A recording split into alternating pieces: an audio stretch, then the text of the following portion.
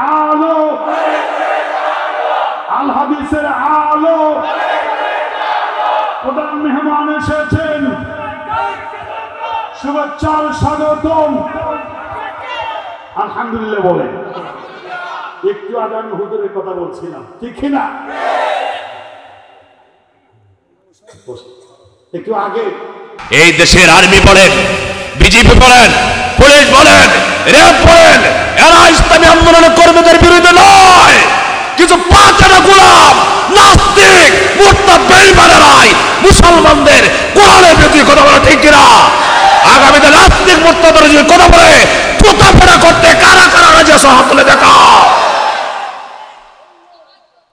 আমার ভাইরা, এই দেশের নাস্তিক মুরতাদেরা ইমানদারদেরকে মানুষের কাছে জঙ্গি বানায়।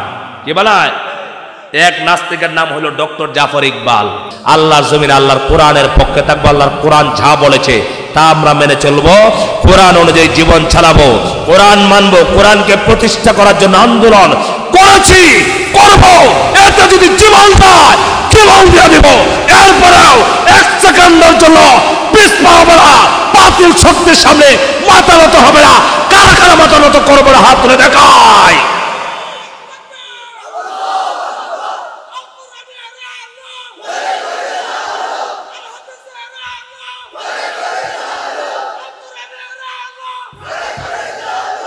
এই প্রশংসা করলাম কার? দুনিয়ার কোন নেতার, দুনিয়ার কোন নেত্রীর? প্রশংসা হবে কার? আরো জোরে বলতে হবে, প্রশংসা হবে কার? এই পৃথিবীতে আমরা যা দেখি আর যা দেখি না, কুল কায়নাতকে যিনি সৃষ্টি করেছেন তিনি কে? আল্লাহ পাক। আপনারা দীর্ঘ সময় যাবৎ এই কোরআন শরীফের আলোচনা শুনতেছিলেন। কোরআন আজ থেকে ১৫০০ বছর আগে আল্লাহ তাআলা মানবতার মুক্তির জন্য, পথ হারা মানুষদেরকে পথ দেখানোর জন্য, অন্ধকারের মানুষদেরকে আলোর পথ দেখানোর জন্য, অশান্ত সমাজকে শান্ত করার জন্য যে কোরআন নাজিল করেছিলেন, সেই কোরআন আপনারা শুনছেন, ঠিক কিনা কন? এই যে কোরআন আপনারা শুনলেন, এই কোরআনের মালিক কে? আরো জোরে বলতে হবে, কোরআনের মালিক কে? কোরআনে কি কোনো মানুষের তৈরি করা কোনো কথা আছে? বানানো কথা আছে? রাসূলুল্লাহর কোনো কথা আছে? এই কথাগুলো কার? এই কোরআন ১৫০০ বছর আগে আল্লাহ পাক নাজিল করছেন মানুষের হেদায়েতের জন্য। যারা এই কোরআনের সাথে সম্পর্ক রাখবে, যারা কোরআন অনুযায়ী তার পারিবারিক জীবন, সামাজিক জীবন, রাষ্ট্রীয় জীবন চালাবে, তারাই সুন্দর সমাজ গঠন করতে পারবে, তারাই একমাত্র শান্তিতে বসবাস করতে পারবে, ঠিক এরকম। কিন্তু আজকে আমরা চলছি উল্টা পথে। কোরআনের সমাজ বাদ দিয়া, কোরআন বাদ দিয়া, মানুষের তৈরি করা মতবাদ দিয়ে, মানুষের তন্ত্র মন্ত্র দিয়ে অশান্ত সমাজকে শান্ত করার জন্য চেষ্টা চালানো হচ্ছে। কোরআনকে বাদ দেওয়া হচ্ছে, কোরআনকে মারা হচ্ছে না। সব সময় কোরআনের বিরুদ্ধে একদল মুনাফিকরা স্লোগান দিয়েই যাচ্ছে, ঠিক কিনা কন? আমরা চ্যালেঞ্জ করে বলছি, তামাম পৃথিবীতে আল্লাহর কোরআনকে মাইনাস করে কোন নেতা, কোন নেত্রীর আদর্শ দিয়ে কিয়ামত পর্যন্ত শান্তি প্রতিষ্ঠা সম্ভব নয়। কারা কারা একমত আছে হাত তুলে দেখাও।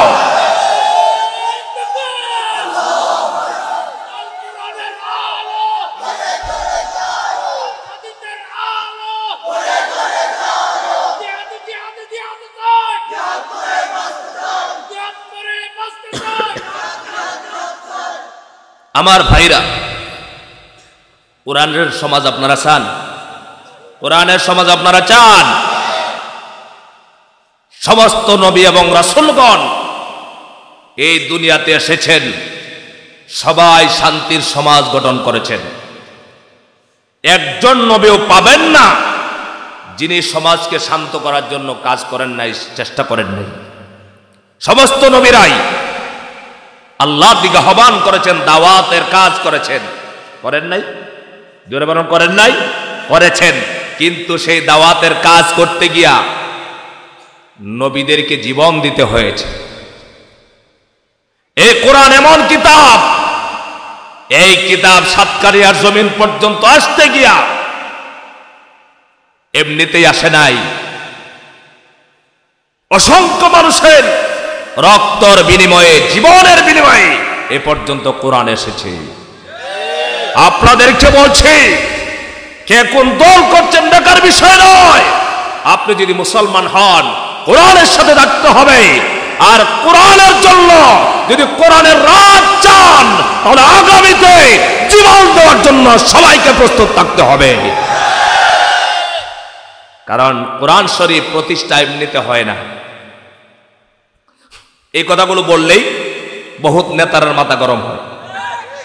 ওরা বলে এই যে হুজুর রাজনৈতিক শুরু করছে। আমরা অনেক মাহফিলে গেলে বলে হুজুর সব ওয়াজ করেন, রাজনৈতিক বক্তব্য দিয়েন না। আমি বলতে চাই, আপনারা যে রাজনৈতিক কথা বলছেন, সেই রাজনীতির কথা কোরআন হাদিস বলে না। কোরআন হাদিস যে রাজনীতির কথা বলছে, সেই রাজনীতি যদি একবার করেন, অশান্ত সমাজ শান্তি হতে সময় লাগবে না।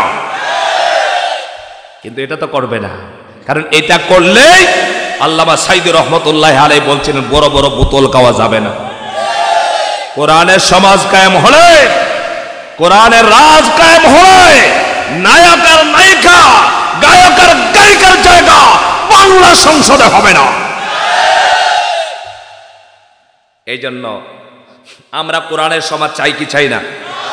কোরআনকে আল্লাহ পাক পাঠিয়েছেন শুধু নামাজ পড়ার জন্য, শুধু রোজা রাখার জন্য। আমরা বহুত মানুষ মনে করি যে কোরআন আসছে শুধু নামাজ পড়বো, রোজা রাখবো, মসজিদে থাকবে, কিন্তু হুজুরেরা কোরআন পড়বে এই পর্যন্তই সীমাবদ্ধ। অথচ আল্লাহ পাক এই কোরআনুল কারীম কি ১৫০০ বছর আগে নবীজির কাছে কোরআন নাজিল করেছেন। এমন একটা সময় নাজিল করেছেন যে সময় মক্কার ভিতরে এমন কোন অপরাধ মানুষের মধ্যে ছিল না, যে অপরাধ বিদ্যমান ছিল না। হত্যা ছিল, দর্শন ছিল, খুন খারাপি ছিল, মানুষের জায়গা দখল থেকে নিয়ে টেন্ডারবাজি, যত জাতের অপরাধ আছে, দর্শন, সব কিছু ছিল কিনা কন? সব কিছু ছিল কিনা কন? ছিল। কিন্তু রাসূলুল্লাহ সাল্লাল্লাহু আলাইহি ওয়াসাল্লাম কোরআন নাজিল হওয়ার আগ পর্যন্ত মক্কার মানুষকে হেদায়েতের পথ দেখাতে পারেন নাই।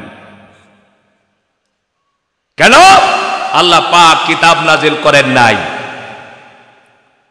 আল্লাহ পাক কোরআনুল কারীম নবীজির কাছে নাজিল করে রাসূলুল্লাহকে বললেন, নবী আপনি মানুষকে দাওয়াত দেন, আহ্বান করুন। ওয়া আনজির আশিরাতাকাল আকরাবিন, হে নবী আপনি আপনার নিকটাত্মীয়দেরকে ভীতি প্রদর্শন করুন, সতর্ক করুন, জাহান্নাম থেকে সতর্ক করুন। আল্লাহ পাক অর্ডার দিলেন।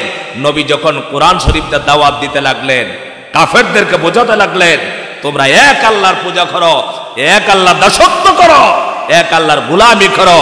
এই দাওয়াত যখন দিলেন, তখন এই আর রাসূলুল্লাহ কাফেরদের কাছে আলামিন রইলেন না, হয়ে গেলেন দুশমন। কথা কন না কেন? এখনো সমাজের আপনি সবচাইতে ভালো যুবক হতে পারবেন, সবচাইতে ভালো মানুষ আপনি হতে পারবেন, যদি যা হয় তার বিরুদ্ধে আপনি প্রতিবাদ না করেন। আর সবচাইতে দুশ্চরিত্রের খাতায় নাম লিখেছে তারা, যারা কোরআনের আন্দোলন করে, আল্লাহর জমিনে আল্লাহর কোরআনের রাজ কায়েম করতে চায়, তাদেরকে ধরে জেলখানায় ঢুকে হামলা মামলার শিকার হতে হয়। ঠিক কিনা? এই জুলুম অত্যাচার গুলো ছিল আবু জাহেলের চরিত্র, এগুলো ছিল আবু লাহাবের চরিত্র, উতবার চরিত্র, সাইবার চরিত্র, ওলীদ ইবনে মুগীরার চরিত্র, নজর ইবনে হারেসের চরিত্র। আমি বলতে চাই, এখন যারা কোরআনের দাঈদেরকে, কোরআনের পক্ষের মানুষদেরকে নির্যাতন করে, নিপীড়ন করে, হত্যা করে, তারা ১৫০০ বছর আগে আবু জাহেলের মধ্যে সময়ের যদিও পার্থক্য থাকে, কিন্তু চরিত্রের বিন্দুমাত্র পার্থক্য নাই। চরিত্র একই। আমার ভাইরা বলছিলাম, এই কোরআনুল কারীম আল্লাহ তাআলা মানুষের হেদায়েতের জন্য নাজিল করেছেন। আল্লাহ তাআলা বলছেন হুদাল লিন্নাস। আল্লাহ রাব্বুল আলামিন মানুষের হেদায়েতের জন্য যে কিতাব নাজিল করলেন কোরআনুল কারীম, এই কোরআন যারা মানবে, যারা পারিবারিক জীবন চালাবে, সামাজিক জীবন, রাষ্ট্রীয় জীবন যারা কোরআন দিয়ে চালাবে, এই সমাজ শান্তির হবে, পরিবার শান্তির হবে, সমাজ শান্তির হবে, রাষ্ট্র শান্তির হবে। কিন্তু কোরআনকে মাইনাস করে কোনোদিন শান্তি প্রতিষ্ঠা সম্ভব নয়। সম্ভব নাকি কোন আমার ভাইরা? কারণ হলো কি, এই কোরআনুল কারীমের ভিতরে আল্লাহ তাআলা সমস্ত বিষয়ের সমাধান দিয়েছেন। আল্লাহ পাক ১৫০০ বছর আগে কোরআন দিয়ে গ্যারান্টি দিয়েছেন, আমার কোরআন যদি তোমরা মানো, আমার কোরআন অনুযায়ী যদি তোমরা জীবনকে চালাও, সমাজকে চালাও, তাহলে তোমাদের কোনো হত্যা হবে না, দর্শন হবে না, কোন কারাবে হবে না। তোমাদের দেশের মানুষেরা, জাতির মানুষেরা মদ খেতে পারবে না, জুয়া খেলতে পারবে না, বাম্পার করতে পারবে না, মানুষের সম্পদকে দখল করবে না, এই অপরাধগুলো হবে না। কারণ হলো, যখন কোরআন নাজিল হয়েছিল মক্কার মানুষের চরিত্র খুব খারাপ ছিল। কোরআন যখন এসেছে, এই কোরআন গ্রহণ করার কারণে কোরআনের সমাজ রাসূলুল্লাহ সাল্লাল্লাহু আলাইহি ওয়াসাল্লাম কায়েম করেছিলেন। এত সুন্দর সমাজ নবীজি প্রতিষ্ঠা করেছিলেন। সেই সমাজের ভিতরে হত্যা ছিল না, দর্শন ছিল না, কোন খারাপই ছিল না। হত্যা করবে তো দূরের কথা, দর্শন করবে তো দূরের কথা। রাতের অন্ধকারে মহিলারা যখন ঘর থেকে বের হয়ে মাইলের পর মাইল চলে যেত, যুবকদেরকে ফেলে পড়ে রাস্তায় বলতো, হারে এই তো মনে হয় আমার আর সম্মান ঠিক থাকবে না। যুবকেরা ডেকে বলতো, ও মা, ও বোন, কিসের তুমি চিন্তা করো? চিন্তার কোনো কারণ নাই। কারণ হলো, আমরা হলাম বিশ্বনবী মুহাম্মদুর রাসূলুল্লাহ সাল্লাল্লাহু আলাইহি ওয়াসাল্লামের উম্মত। আমাদের ভিতরে কোরআনের শিক্ষা আছে, আমরা কোরআন পড়ে কোরআন অনুযায়ী জীবন চালাই। কোরআন গ্যারান্টি দিয়েছে, আমরা কোরআন গ্রহণ করেছি। এই কোরআনের সমাজের ভিতরে কোনো নারী দর্শিতা হবে, এটা কোনোদিন হতে পারে না। ঠিক কিনা কম?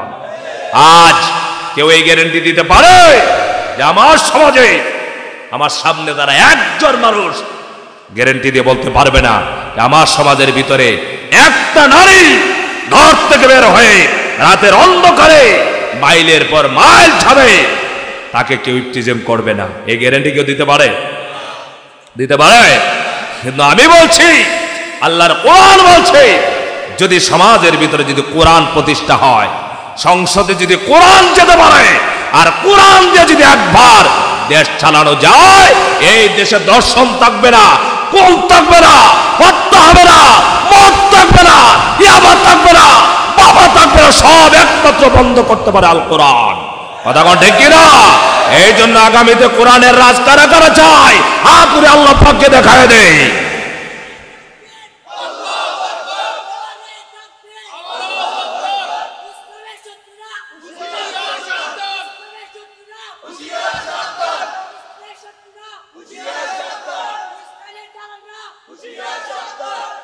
আমার ভাইরা, আমি এখানে আসছি কারো বিরুদ্ধে কথা বলার জন্য নয়, আসছে আল্লাহর কোরআন থেকে কথা বলার জন্যে। কারণ আল্লাহ পাক কোরআন নাজিল করেছেন, ইনিল হুকমু ইল্লা লিল্লাহ, জমিন যার আইন চলবে। সবাই বলতে হবে, জমিন যার আইন চলবে। আল্লাহর আইনে যদি সমাজ চলে, এই সমাজই হবে শান্তির সমাজ। এছাড়া আমরা বছরের পর বছর দেখেছি, কিন্তু শান্তি আর প্রতিষ্ঠা হয় না, শুধু অশান্তির দাবানল ঝলছে। কারণ হলো, একমাত্র সমাজের ভিতরে মানুষের মধ্যে আজ কোরআন নাই। আর যারাও কোরআনের সাথে সম্পর্ক রাখে, তাদেরকে ধরো, জেলখানায় দাও, হামলা দাও, মামলা দাও। মনে রাখবা, হাসরের ময়দানে এগুলো মুসলমান দাবি করলেও আবু জাহেলের কাতারে এগুলো দাঁড়াতে হবে। কারণ অত্যাচার, নির্যাতন, জুলুম এগুলো আল্লাহ পাক বরদাস্ত করেন না।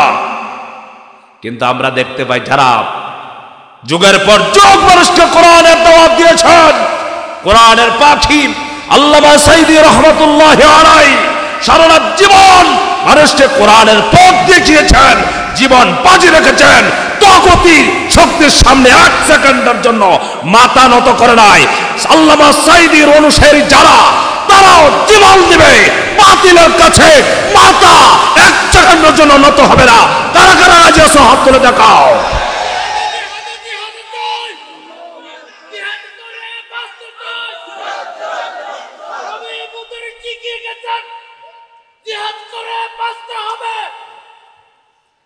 আমার ভাইরা, আল্লাহর কোরআনের জন্য সবাই কোরআন শরীফ আজকে যদি আপনার জীবনে কোরআন দিয়ে চালান, আপনারা বলেন একবার ঈমানের সাথে বলেন, শান্তি হবে না অশান্তি হবে? আরো জোরে বলেন, শান্তি হবে না অশান্তি হবে? আর বর্তমান কি তামাম পৃথিবীতে, বাংলার কথা বলছি না, তামাম পৃথিবীতে শান্তি আছে? জোরে বলেন, শান্তি আছে? কোথাও শান্তি আছে? তার একমাত্র কারণ হলো কোরআন সমাজে নাই, ঠিক না? এই কোরআন আসছে মানুষকে, অশান্ত মানুষকে কি দেওয়ার জন্য? শান্তি প্রতিষ্ঠা করার জন্য।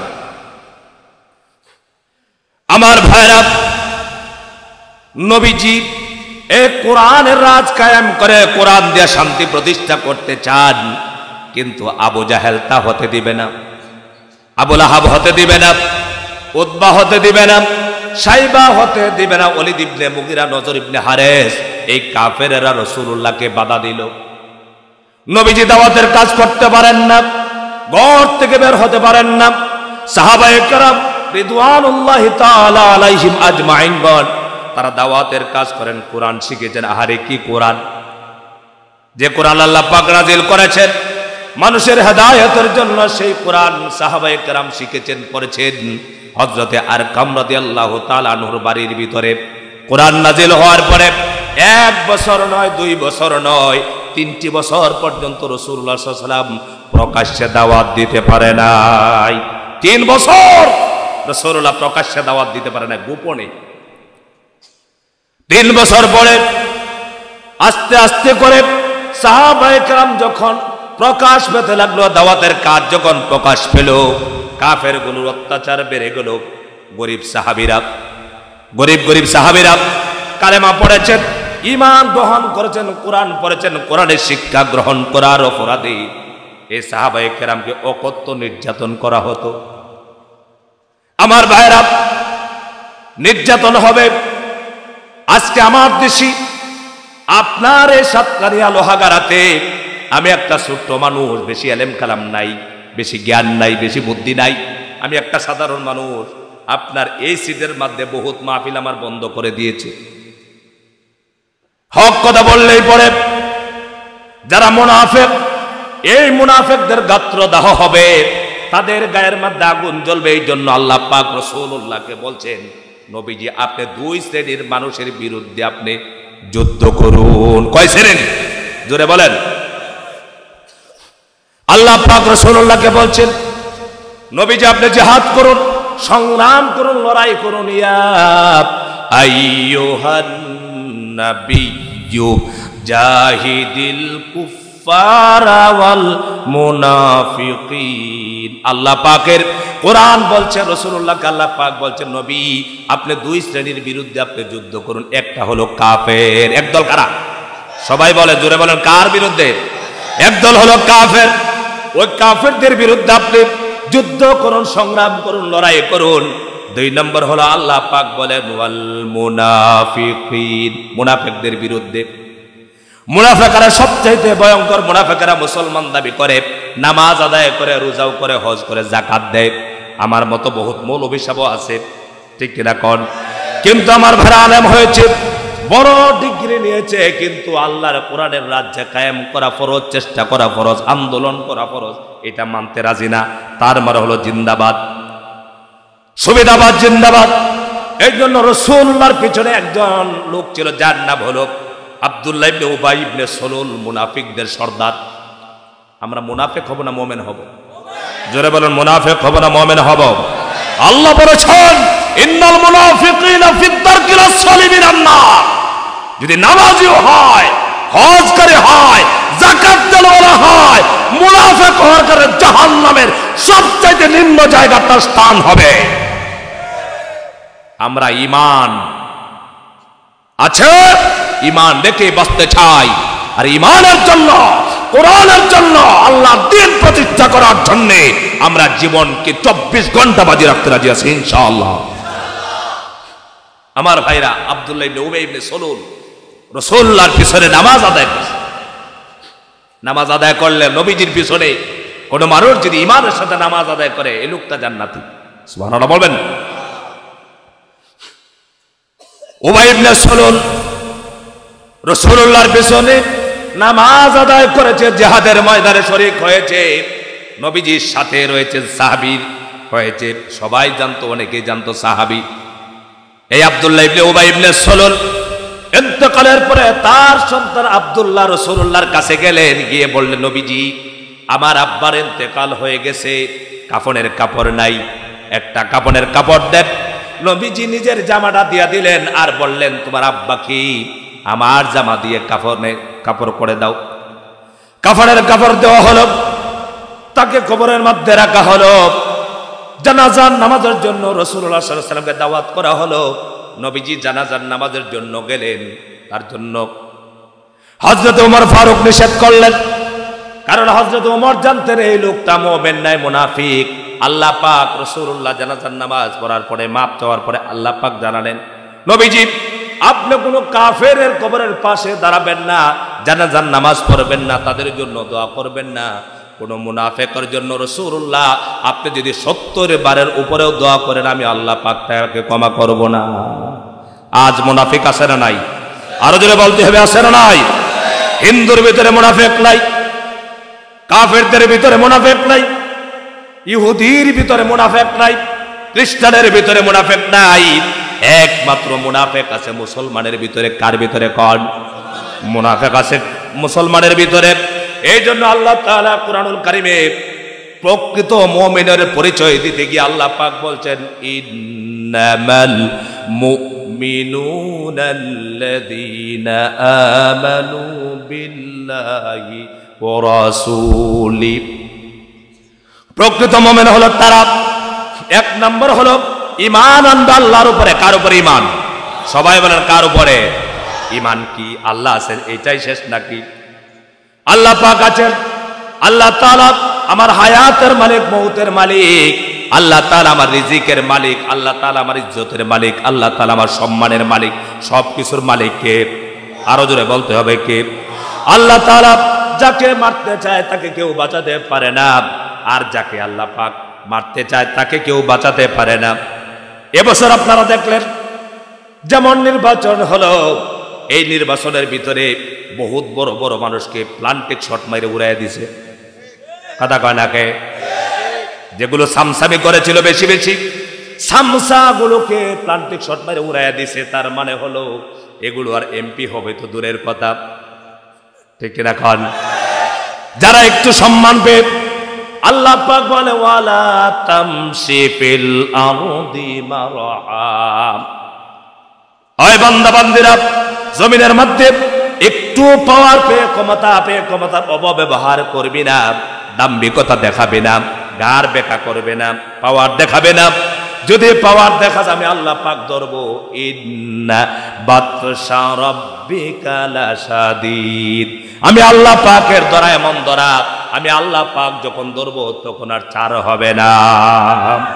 তোমাকে ধরে না, ক্ষমতা পেয়ে যা ইচ্ছা তা করছো, কোরআনের দাঈদেরকে হত্যা করার ষড়যন্ত্র করছো, কোরআনের আন্দোলনের যুবকদেরকে ধরে ধরে মামলা দাও, আমি আল্লাহ পাক যখন তোকে ধরবো, কোন নেতা তোকে বাঁচাতে পারবে না, তোর ইজ্জত দিতে পারবে না, ঠিক কি না?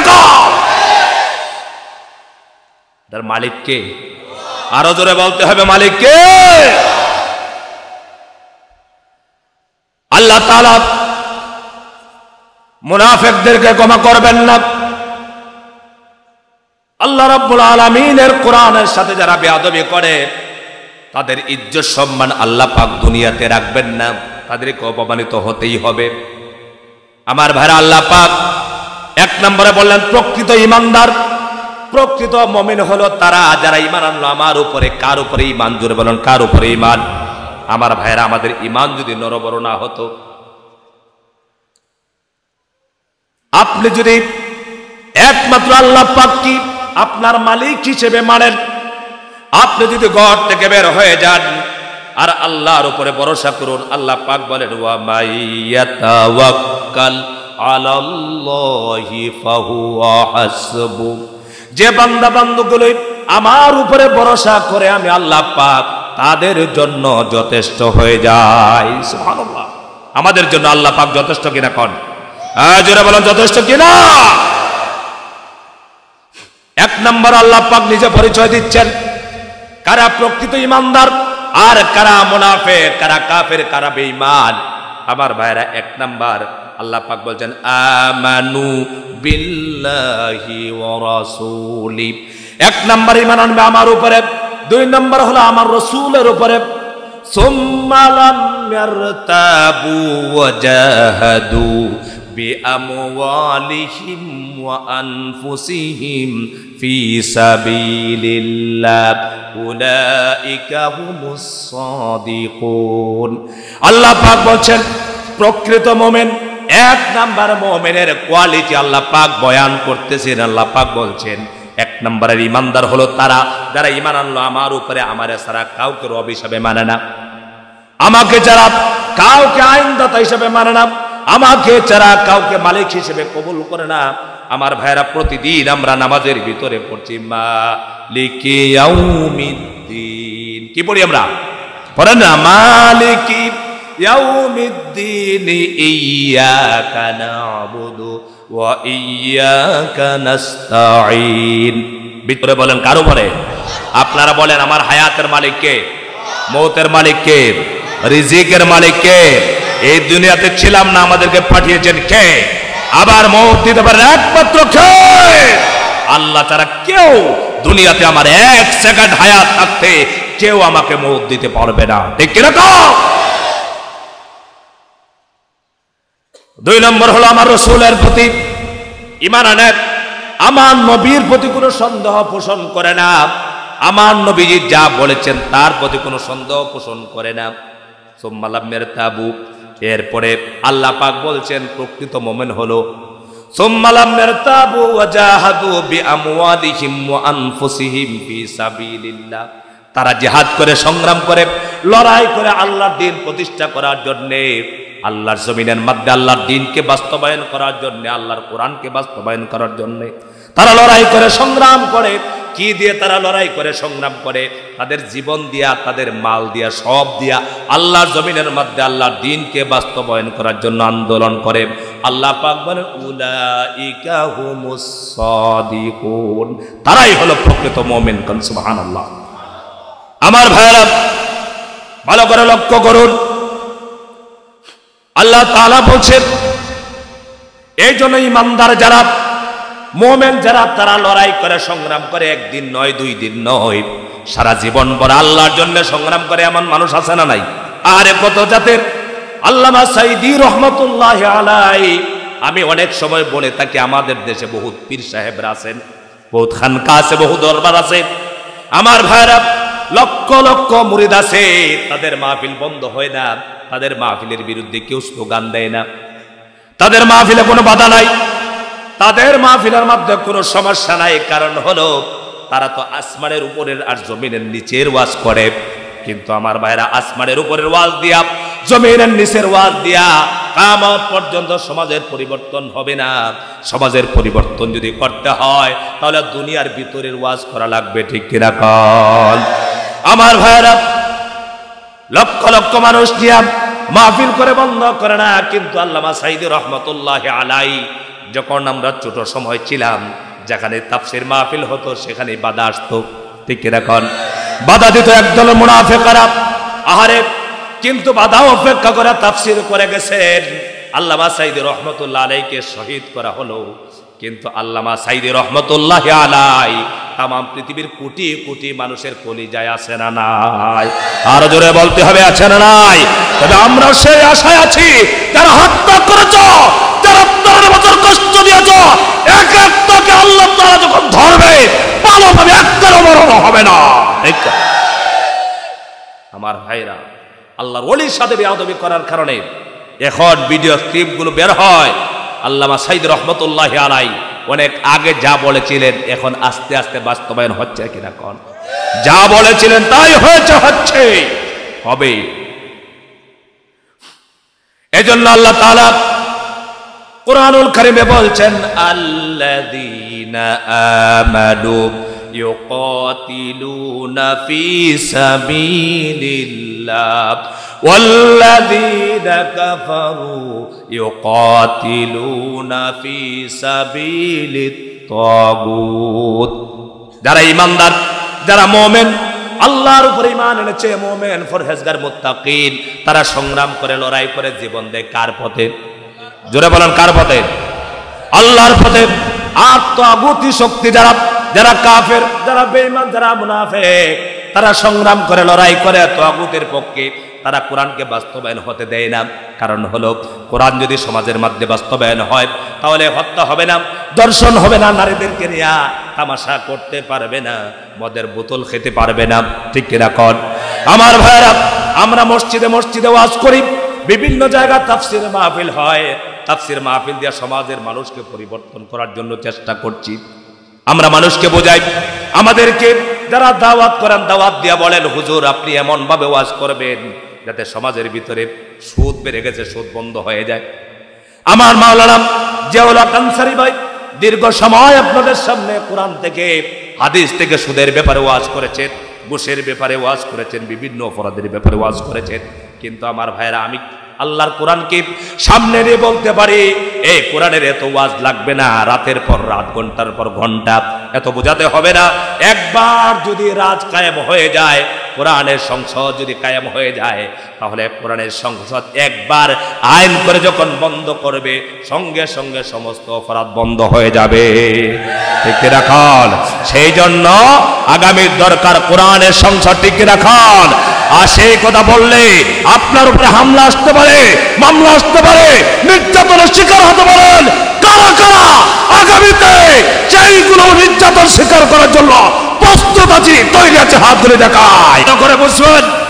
আমাদেরকে বহু সময় বলা হয় হুজুর আপনি রাজনৈতিক নেতাদের বিরুদ্ধে কথা বলছেন, রাষ্ট্রের বিরুদ্ধে কথা বলছেন। নো, কখনো নয়। আমরা কোনো রাজনৈতিক ব্যক্তিদের বিরুদ্ধে কথা বলছি না। আল্লাহর কোরআনকে অস্বীকার করতে কেউ পারবে? এমন কোন বাপের বেটা আছে যে কোরআনকে অস্বীকার করতে পারে, একটি আয়াতকে অস্বীকার করতে পারে? কিন্তু সমস্যা হলো কোরআনকে বদলাতে পারবে না। যদি বদলাতে পারতো তাহলে নাস্তিক মুরতাদেরা বহুত আগেই কোরআনকে পরিবর্তন করে ফেলত। পেরেছে? আমার ভাই, আল্লাহ পাক মুমিনের পরিচয় দিচ্ছেন। মুমিন যদি হতে হও, আপনি আওয়ামী লীগ করেন, বিএনপি করেন, জামাত ইসলাম করেন, জাসদ করেন, জাতীয় পার্টি করেন, কোনো অসুবিধা হবে না। কিন্তু আপনাকে সিদ্ধান্ত নিতে হবে আপনি দুনিয়াতে যতদিন থাকবেন আপনি মুসলমান হয়ে থাকতে চান কিনা। ঠিক কিনা কোন? আপনি যদি ইমানের দাবি করেন, শুধু নামাজ পড়লে ইমানদার হওয়া যায় না, যদি শুধু রোজা রাখলে ইমানদার হওয়া যায় না, শুধু হজ করলে ইমানদার হওয়া যায় না, শুধু যাকাত দিলে ইমানদার হওয়া যায় না। ইমানের জন্য এক নম্বর শর্ত হলো আল্লাহর কোরআনের প্রতি 100% বিশ্বাস রাখতে হবে। কিন্তু আমরা কি দেখতে পাচ্ছি? নামাজের ওয়াজ করলে কেউ বাধা দেয় না, কারো গাত্র দেওয়া হয় না, কেউ কষ্ট পায় না, কেউ বাধা দেয় না। রোজার ওয়াজ করলে কেউ বাধা দেয় না, হজের ওয়াজ করলে কেউ বাধা দেয় না, যাকাতের ওয়াজ করলে কেউ বাধা দেয় না, কবরের ওয়াজ করলে পরে কেউ বাধা দেয় না, জিকিরের ওয়াজ করলে কেউ বাধা দেয় না। যখন বলা হয় এই জমিনের মধ্যে আল্লাহ পাক বলেছেন ইনিল হুকমু ইল্লা লিল্লাহ, জমিন যার আইন চলবে তার, হুকুম চলবে তার। আল্লাহ পাক কোরআন নাজিল করেছেন সমাজকে কোরআন দিয়ে চালানোর জন্য। আমার নবীজি কি কোরআন দিয়ে চালান নাই? জোরাবান চালাইছেন কিনা? রাসূলুল্লাহ কোরআন দিয়ে চালিয়েছেন। রাসূলুল্লাহ এত সুন্দর সমাজ উপহার দিয়েছিলেন, পৃথিবীর ইতিহাসে আর কেউ দেখাতে পারবে না এত সুন্দর সমাজ। পারবে না কি কোন? জোরাবান পারবে? সেটা ছিল কোরআনের সমাজ। কি সমাজ ছিল? সেই সমাজের মধ্যে হত্যা ছিল না, দর্শন ছিল না, মদ ছিল না, গাঁজা ছিল না, ইয়াবা ছিল না, বাবা ছিল না। কারণ কোরআন যারা গ্রহণ করে, কোরআন যারা পড়ে, কোরআনের সাথে যারা সম্পর্ক রাখে, তারাই হলো এক নম্বরের আদর্শবান সন্তান। কিন্তু আমরা তাদেরকে, আমরা এত কপাল পোড়া মুসলমান, আমরা যারা কোরআন শরীফের আন্দোলন করে, 5 ওয়াক্ত নামাজ আদায় করে, প্রতিদিন ফজরের পরে কে নামাজ পড়লো না তার খোঁজ খবর নেই, ডায়েরিতে লিখে রাখে, এই খোঁজ খবর গুলো নেই, আর তাদেরকে বলে আমরা জঙ্গির ট্রেনিং দেই। ঠিক কিনা? অসত্যের মুসলমানেরা, এই দেশে কোরআনের রাজ কায়েম হওয়ার যদি স্লোগান ওঠে, সর্বপ্রথম চট্টগ্রাম থেকে উঠবে ইনশাআল্লাহ। এই জন্যে আমি বলছি আপনি যে কোনো দলের নেতা হন, করতে পারেন, কিন্তু আপনাকে সিদ্ধান্ত নিতে হবে যে আমি একজন মুসলমান। কথা কন না কেন? এ ভাই মুসলমান কিনা? আমার ভাইরা, আল্লাহর কোরআন এমন একটি কিতাব, যে কিতাবের একটি সূরা, একটি পারাকে অস্বীকার করার দরকার নাই। শুধু একটি আয়াতের ওয়াজ করলে পরে, একটি আয়াতের ব্যাপারে বললে পরে যদি চেহারাটা কালো হয়ে যায়, হয় কিনা কন? চেহারা কালো হয়ে যায়। বহুত মাহফিলে দেখতে পাই বহুত নেতাদেরকে প্রকাশ্য বাধা দেওয়া হয়, জিহাদের ওয়াজ করা যায় না, জিহাদের ওয়াজ করা যায় না, দিন কায়েমের আন্দোলনের কথা বলা যায় না। অথচ রাসূলুল্লাহ সাল্লাল্লাহু আলাইহি ওয়াসাল্লাম নবুয়ত প্রাপ্ত হওয়ার পর থেকে 23 বছর জীবনে ছিলেন। এই 23টা বছর আল্লাহর জমিনের মধ্যে আল্লাহর দ্বীন বাস্তবায়নের আন্দোলন করেছেন, ঠিক কিনা কন? সমস্ত সাহাবীরা সারা জীবন বড় দ্বীন বাস্তবায়ন করার আন্দোলন করেছেন, সাহাবীরা জীবন দিয়েছেন। আমার ভাইয়েরা, আল্লাহ তাআলা এই কোরআনকে নাজিল করেছেন। এখন আপনি সবগুলো আয়াতকে মানলেন, নামাজের ওয়াজ করলে আপনি রাগ করেন না, রোজার ওয়াজ করলে রাগ করেন না, হজের ওয়াজ করলে রাগ করেন না, যাকাতের ওয়াজ করলে রাগ করেন না। কিন্তু যখন আল্লাহর কথা বলা হয়, আল্লাহর বিধান দিয়ে আসো সমাজটাকে একটু চালাই, আসো দেশটাকে একটু চালাই, আসো জাতিকে একটু চালাই, জাতি সংসদের মধ্যে কোরআনটাকে পাঠাই, তখনই বলা হয় মৌলবাদ রাজাকারের দল, ঠিক কিনা কন? তহমত দিয়া আলেমদেরকে জেলখানায় ঢুকায়া বছরের পর বছর হত্যা করার ষড়যন্ত্র করো। তুমি কি একবার মরবা না? তোমার কি একদিন দুনিয়া থেকে যাওয়া লাগবে না? আমার ভাইরা, আবু জাহাল, আবু লাহাব, উতবা, সাইবা তারাও দুনিয়া থেকে গেছে, কিন্তু সাহাবায়ে কেরাম রিদওয়ানুল্লাহি তাআলা আলাইহিম আজমাইন দুনিয়া থেকে গেছে। কিন্তু সাহাবায়ে কেরামের নাম যখন এই মানুষের মুখ দিয়ে উচ্চারণ করে, প্রত্যেকেই বলে রাদিয়াল্লাহু আনহুম ওয়া রাদু আন। আর আবু জাহেলের নামটা যখন নেওয়া হয়, সঙ্গে সঙ্গে তার নামের পরে আর কিচ্ছু বলে না, গালি দেয়, ঠিক কিনা কন? আমি বলছি, যারা কোরআনের বিরোধিতা করছেন আপনি আর করবেন না, কারণ আপনার দুনিয়ার কিছু পাওয়ারের কারণে, কিছুদিন আপনার লাল চক্ষুর কারণে যদি কিছু মানুষ সম্মান দেয়, আপনাকে সেলিউট করে, মারা যাওয়ার পরে কখনো আপনার নাম মুখে নেবে না। আর এই দেশের কোরআনের আন্দোলনের কর্মীদের নাম, কোরআনের দায়ীদের নাম একদিন নয়, 2 দিন নয়, যুগের পর যুগ দুনিয়া থাকবে, তবে কেউ বুঝতে পারবে না। কারণ এটার ইজ্জতের মালিক কে? আরো জোরে বলতে হবে কে? কারণ এরা ভয় পায় কাকে? মুসলমানেরা ভয় পায় কারে? মুসলমানেরা আল্লাহ ছাড়া কাউকে ভয় পায় না। আল্লাহ পাক বলেন, যারা আমাকে ডরায়, আমার আনুগত্য করে, আমাকে ভয় পায়, তাকওয়া অবলম্বন করে, তাদের মর্যাদা, ইজ্জত, সম্মান আমার কাছে সবচেয়ে বেশি। আমি তাদের ইজ্জত সম্মানকে বাড়াইয়া দিই। আমার সম্মানিত ভাইরা, সেই জন্য মুসলমান মুমিন যারা হবে, তারা আল্লাহ ছাড়া কাউকে ভয় পাবে না। আল্লাহ তাআলা বলছেন, যারা প্রকৃত মুমিন ঈমানদার, তারা জীবন দিবে, এরপরেও ঈমান ছাড়বে না, 1 সেকেন্ডের জন্য ঈমান ছাড়বে না। আল্লাহ রাব্বুল আলামিন কোরআনুল কারীমে বলছেন, ইন্নাল্লাযীনা ক্বালু রাব্বুনাল্লাহু সুম্মাস্তাকামু। 1 নাম্বার হলো, যারা স্লোগান দেবে আমাদের রব আল্লাহ, আমাদের মালিক আল্লাহ। আপনারা সবাই সমস্যারে বলুন, আমাদের মালিককে। আরো জোরে বলতে হবে, আমাদের মালিককে। ও যুবকেরা, তোমরা কোন নেতার লেজুর হবে না, কোন নেতার লাঠি হবে না, যে নেতা 5 ওয়াক্ত নামাজ পড়ে না, ঠিক কি রাখো? এমন নেতার লাঠি হয়ে করবে না। প্রত্যেকটা যুবক হযরত হামজার মতো, হযরত উমারের মতো হতে হবে। কারা কারা রাজা হাত তুলে দেখাও। লিল্লাহি তাকবীর।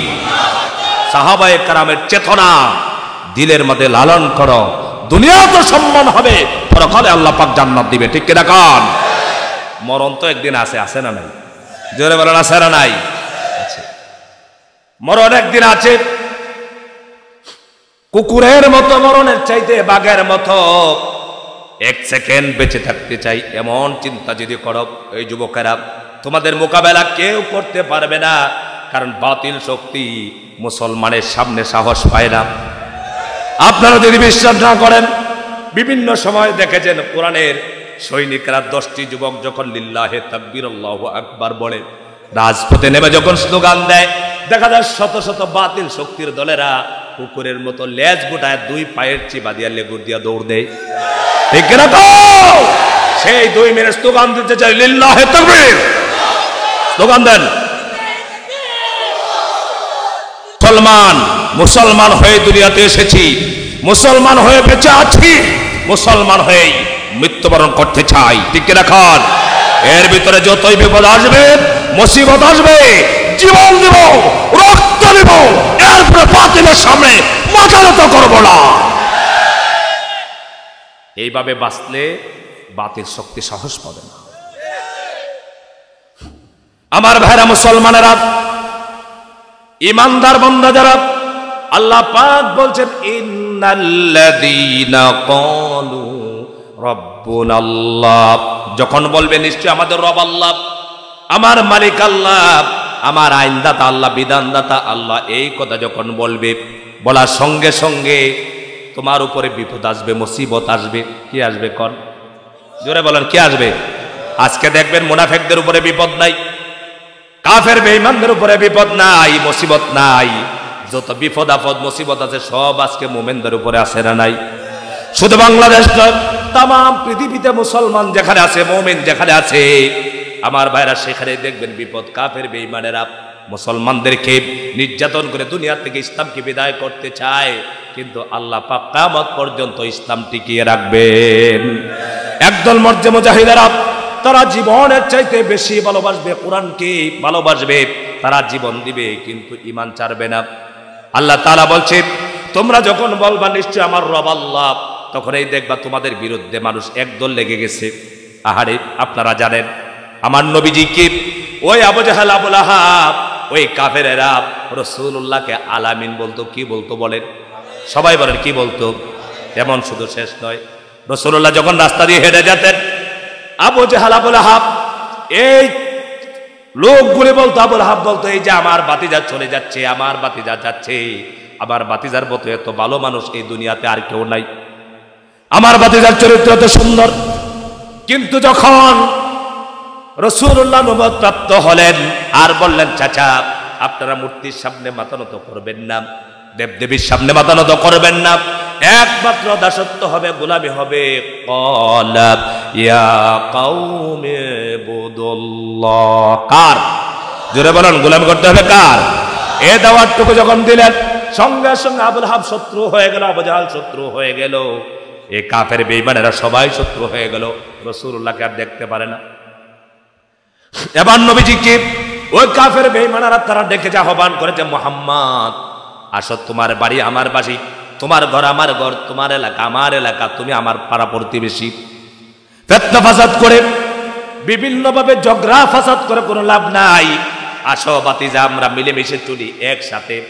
তুমি কিছুদিন আমাদের দেব দেবীর পূজা করবা, আর আমরা কিছুদিন তোমার আল্লাহর পূজা করব, ইবাদত করব। নবীজি বললেন, ও কাফেরেরা, তোমরা যা বলছো তা মানা সম্ভব নয়। রাসূলুল্লাহ সাল্লাল্লাহু আলাইহি ওয়াসাল্লাম কাফেরদের পক্ষে গেলেন না, কথা বললেন না। নবীজি বললেন, আমাকে আল্লাহ পাক পাঠিয়েছেন দুনিয়ার মধ্যে যে কাজের জন্য, সেটা আমি করতে হবে। মক্কার মানুষেরা শত্রু হয়ে গেল। এখনো দেখবেন, আপনি যখন হক কথা বলবেন, জমিনের মধ্যে আল্লাহর দ্বীনের কথা বলবেন, তখন আপনার শত্রুর কোনো অভাব হবে না। ঠিক কিনা কান?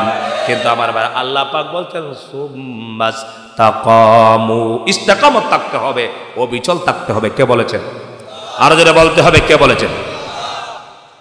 আমার ভাইরা, একদিন মরণ আছে, সারা জীবন বড় বহুত গড় ছাড়লেন, বাড়ি ছাড়লেন, সাহাবীরা গড় ছাড়লেন, বাড়ি ছাড়লেন, হিজরত করলেন।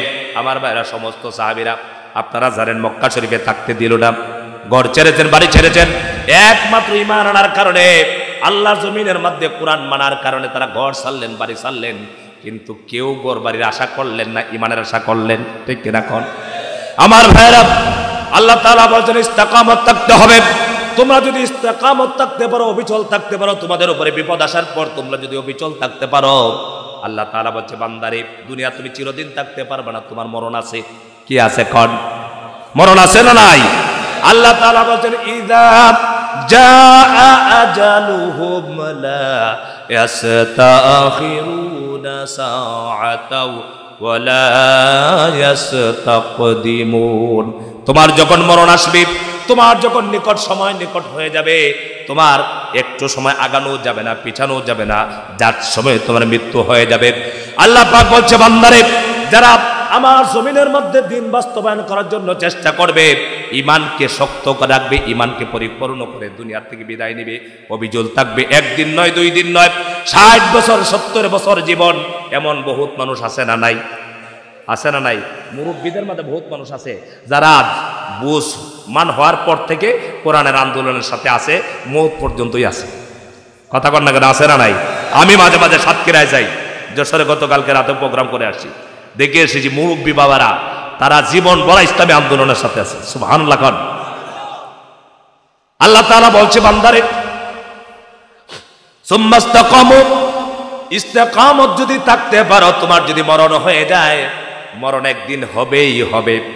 আহারে, কাফেরদের মরণ হবে, মুনাফিকদের মরণ হবে, সবারই মরণ হবে। কথা আফসোসের ব্যাপার, বহুত মানুষ মারা যায়, মারা যাওয়ার পরে তাদের জানাজার নামাজ তৈরি হয়ে যায়।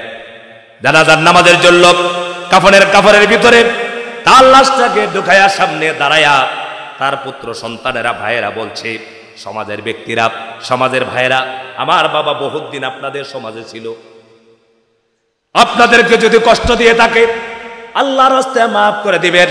আপনাদের যদি কোনো টাকা পয়সা যদি আত্মসাৎ করে থাকে আমাদেরকে বলবেন, পাওনা থাকলে আমাদেরকে বলবেন, দিয়া দিব। বলে কিনা কোন? আচ্ছা আপনারা বলেন তো দেখি, যে লোকরা সারা জীবন ভরা ইসলামের বিরোধিতা করলো, যারা ইসলামী আন্দোলন করার কারণে নির্যাতন করলো, এই মানুষগুলোর কাছে যদি মাপ চায়, এই লোকগুলো মাপ করবে নাকি? কন কি বলবে? যে নাফরমান, আজকে দুনিয়ার থেকে তো বিদায় নিলে। আহারে, তোর লাল চক্ষু দেখে কেউ তোর সামনে দাঁড়ানোর সাহস পেত না। আজকে তো তুই শুয়ে আসস কাপড়ের ভিতরে, কিন্তু নাকের উপরে তোর মাছি বসেছে, হেদ বলে সরানোর ক্ষমতা তোর নাই। আমার ভাইরা, এই নাফরমান কবরের মধ্যে যাওয়ার পরে তার খবর আছে। আল্লাহ তাআলা বলছে, যারা নেককার হবে, পরহেজগার মুত্তাকিন বান্দা যারা, তোমরা যারা আমাকে ডরাও, যারা আমার কোরআনের পক্ষে থাকো, কোরআনের পক্ষের সৈনিক, 1 সেকেন্ডের জন্য ঈমান হারা হও নাই। তুমি কৃষক হও, তুমি ড্রাইভার হও, তুমি ডাক্তার হও, তুমি ইঞ্জিনিয়ার হও, তুমি ম্যাজিস্ট্রেট হও, ব্যারিস্টার হও, তুমি নেতা হও, তুমি চেয়ারম্যান হও, মেম্বার হও, কিন্তু সারা জীবন ভরা তুমি কোরআনের সাথে ছিলে।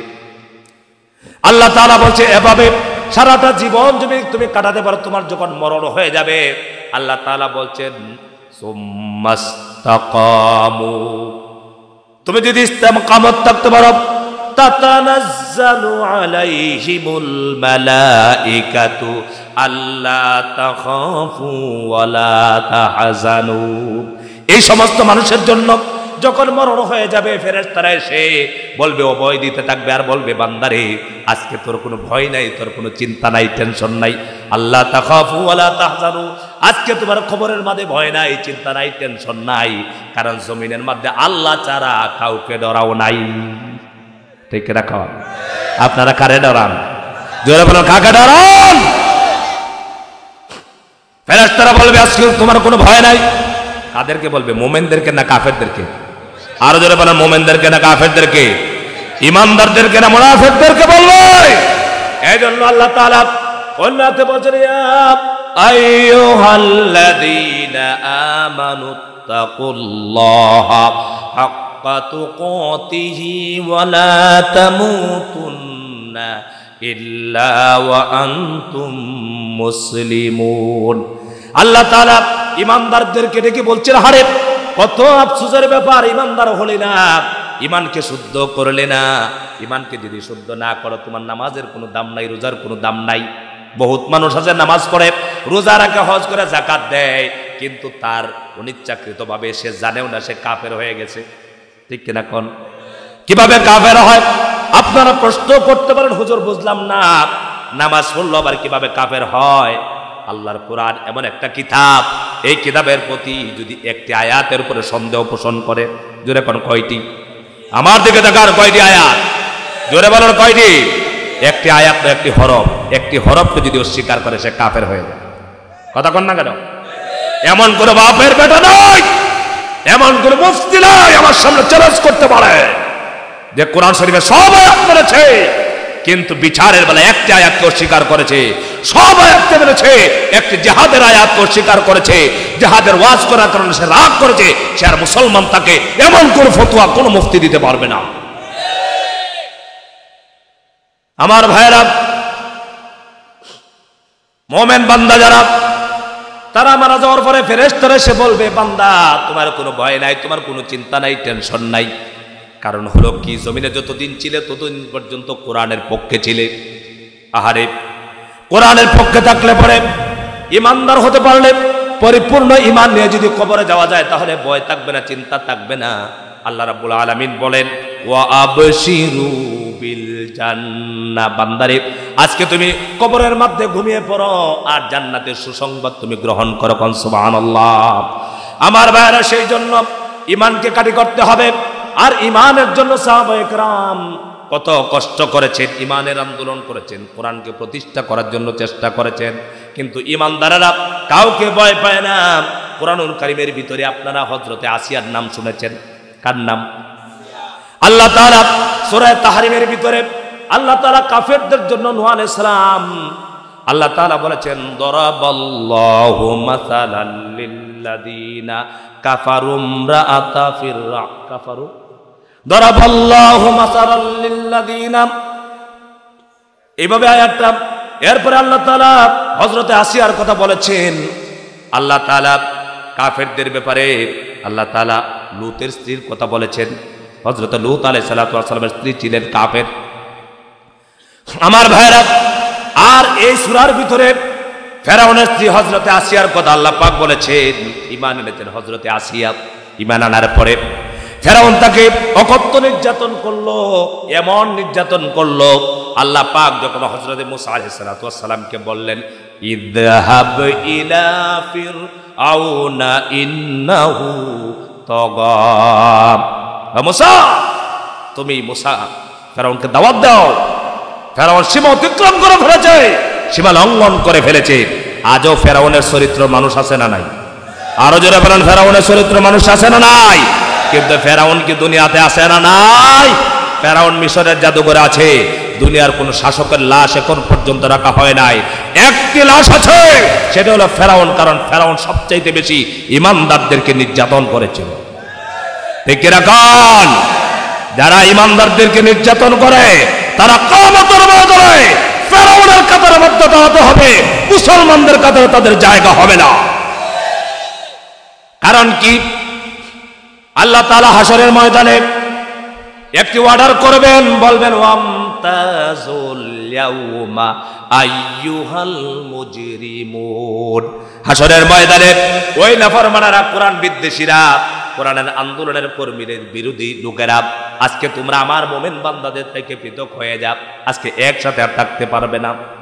ফেরাউনের অনুসারীরা, হামানের অনুসারীরা, আমার ভাইরা, হযরত আসিয়া এমন ইমানদার ছিলেন, ইমান গ্রহণ করেছেন। হযরতে আসিয়াকে নির্যাতন করা হলো, হযরতে আসিয়াকে মারছেন। ফেরাউনের একটা অভ্যাস ছিল, মুমিনদেরকে যখন হত্যা করা হতো তখন তার হাতের মধ্যে লম্বা লম্বা ফেরেক থাকতো। কি থাকতো বলেন? ফেরাক চেনেন আপনারা? চিটাঙ্গা ভাষায় কি বলে আমি তো বুঝি না। ফেরাক বুঝেন আপনার? নৌকার মাথায় যে মারা হয়, ওই ফেরাউনের একটা চরিত্র। ছেলেরা, ওই দুইটা বলেন, চুপ করে বসো, ওইদিকে থাকো, ডিস্টার্ব করছো কেন?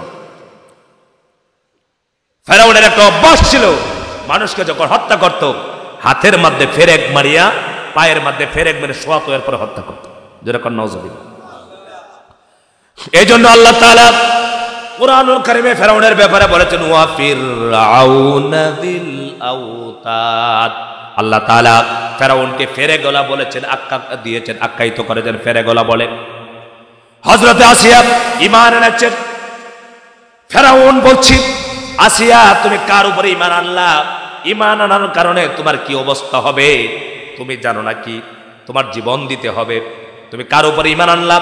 ঈমান ছাড়া আমি হলাম রব, আনা রাব্বুকুমুল আ'লা, আমি হলাম সবচাইতে বড় রব, সবচাইতে বড় মালিক, সবচাইতে বড় ইলাহ। জোরে কোন নাউযুবিল্লাহ। আপনারা বলেন তো দেখি, আমাদেরকে যদি কেউ ধরে মারে হত্যা করতে চায়, বলে যে একবারের জন্য আল্লাহর কোরআনকে অস্বীকার করো, আল্লাহর দ্বীনকে অস্বীকার করো, আল্লাহকে অস্বীকার করো, রাসূলকে অস্বীকার করো, আমরা কি জীবন দিয়ে হলো এক সেকেন্ডের জন্য কি ঈমান হারাতে পারি? কেউ পারি না। হযরতে আসিয়া স্বামীকে বলছে, স্বামী আমি এমন রবের প্রতি ঈমান আনলাম, এমন মালিকের প্রতি ঈমান আনলাম, যিনি তোমারও রব আমারও রব, যিনি তোমারও মালিক আমারও মালিক। আমার ভাইরা, হযরতে আসিয়াকে বলছে, আসিয়া ঈমান আনার কারণে কি পর্যন্ত নির্যাতনের শিকার হওয়া লাগবে তুমি জানো না কি? আমার ভাইরা, হযরতে আসিয়া বলছে, স্বামী আমাকে যত নির্যাতন করো না কেন, ঈমান ছাড়া যাবে না। শ্বশুর বাড়িতে খবর দেওয়া হলো, শ্বশুর শাশুড়িকে ফেরাউন ডেকেছে, হযরতে আসিয়ার মাকে ডেকেছেন, বাবাকে ডেকেছেন, ডেকে বলছেন, শ্বশুর শাশুড়ি আপনাদের মেয়েটার মাথাটা খারাপ হয়ে গেছে, পাগল হয়ে গেছে। জামাই বলছে পাগল হয়ে গেছে। বলল আমার মেয়ের কি দোষ, কি হয়েছে? বলছে এই দেখেন সারা দেশের মানুষেরা আমাকে রব মেনে নিয়েছে, আল্লাহ মেনেছে, কিন্তু আপনার মেয়ে কিন্তু আমাকে আল্লাহ মানছে না, পাগল হয়ে গেছে। মা বাবাকে বলছে, মা বাবা আপনারা আপনার মেয়েকে নিয়ে একটু চিকিৎসা করান। এখানে কোরআন শরীফ নাই কেন আজকে মাহফিল? কোরআন শরীফ রাখবেন মাহফিল। তাফসির মাহফিল নাম দিয়েছেন কিন্তু কোরআন শরীফ নেই। এরা একদল আমাদের দেশে মাহফিল হয়, কোরআন শরীফ লাগে না, কারণ ওরা ওযু ছাড়া ওয়াজ করে, আমরা ওযু নিয়ে ওয়াজ করি, ঠিক কিনা কারণ? আমার ভাইরা, হযরতে আসিয়া তিনি বলছেন আমি ঈমান হারা হতে পারবো না। মা বলছে, বাবা বলছে, আসিয়া তুমি জানো না আমরা তো সবাই ফেরাউনকে মেনে নিয়েছি, রব শ্বশুর শাশুড়ি মেনে নিয়েছে, চলো তোমাকে চিকিৎসা করাই। এবার হযরতে আসিয়া বলছে, মা বাবা আমার মাথা নষ্ট হয় নাই, বরঞ্চ আমার স্বামীর মাথাটা নষ্ট হয়ে গেছে। মা বাবা চলে গেল। ফেরাউন বলছে, আসিয়া এবার তুমি প্রস্তুতি গ্রহণ করো, তোমার এবার স্বাদ মজা বুঝবা, ঈমান আনার কারণে কি মজা তোমার ভোগ করতে হয় এবার বুঝবা। হযরতে আসিয়া তৈরি হয়ে গেলেন। হযরতে আসিয়াকে ধরা হলো, হযরতে আসিয়াকে শোয়ালো, হাতের মধ্যে ফেরেক মেরে দিয়েছে, পায়ের মধ্যে ফেরেক মেরে দিয়েছে। আমার ভাইরা, কিতাবের মধ্যে এসেছে আসিয়া একবারের জন্য স্বামীকে একটা গালি দেয় নাই। সুবহানাল্লাহ। এত নির্যাতন করেছেন, এত নির্যাতন করেছেন, এত নিপীড়ন করেছেন, হত্যা করেছে, একবারের জন্য হযরতে আসিয়া ফেরাউনকে একবারও খারাপ ভাষায় কথা বলে নাই। সুবহানাল্লাহ।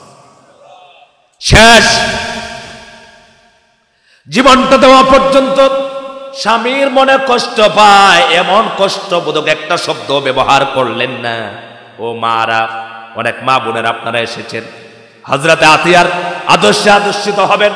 হযরতে আসিয়ার উপরে কাফের স্বামী, এত বড় কাফের ফেরাউন, আল্লাহ তাআলা কুরআনুল কারীমে অনেকগুলি সূরার ভিতরে ফেরাউনের নামটা নিয়েছেন। এই ফেরাউন হযরতে আসিয়াকে নির্যাতন করার কারণে একবারের জন্য খারাপ ভাষায় কথা বললেন না। হযরতে আসিয়া এত আল্লাহওয়ালা ছিলেন, এত বড় ঈমানদার ছিলেন, যাতে স্বামী যেন নারাজ না হয়ে যায়, স্বামীর মনে যেন কষ্ট না হয়, অথচ স্বামী কিন্তু তাকে হত্যা করতেছে। আমার ভাইরা, হযরতে আসিয়াকে হত্যা করা হচ্ছে, শহীদ হয়ে যাবেন, ঈমান আনার কারণে শহীদ হয়ে যাচ্ছেন। মুসলমানেরা, সবচাইতে দামি জিনিসের নাম হলো ঈমান, ঠিক কি রাখুন?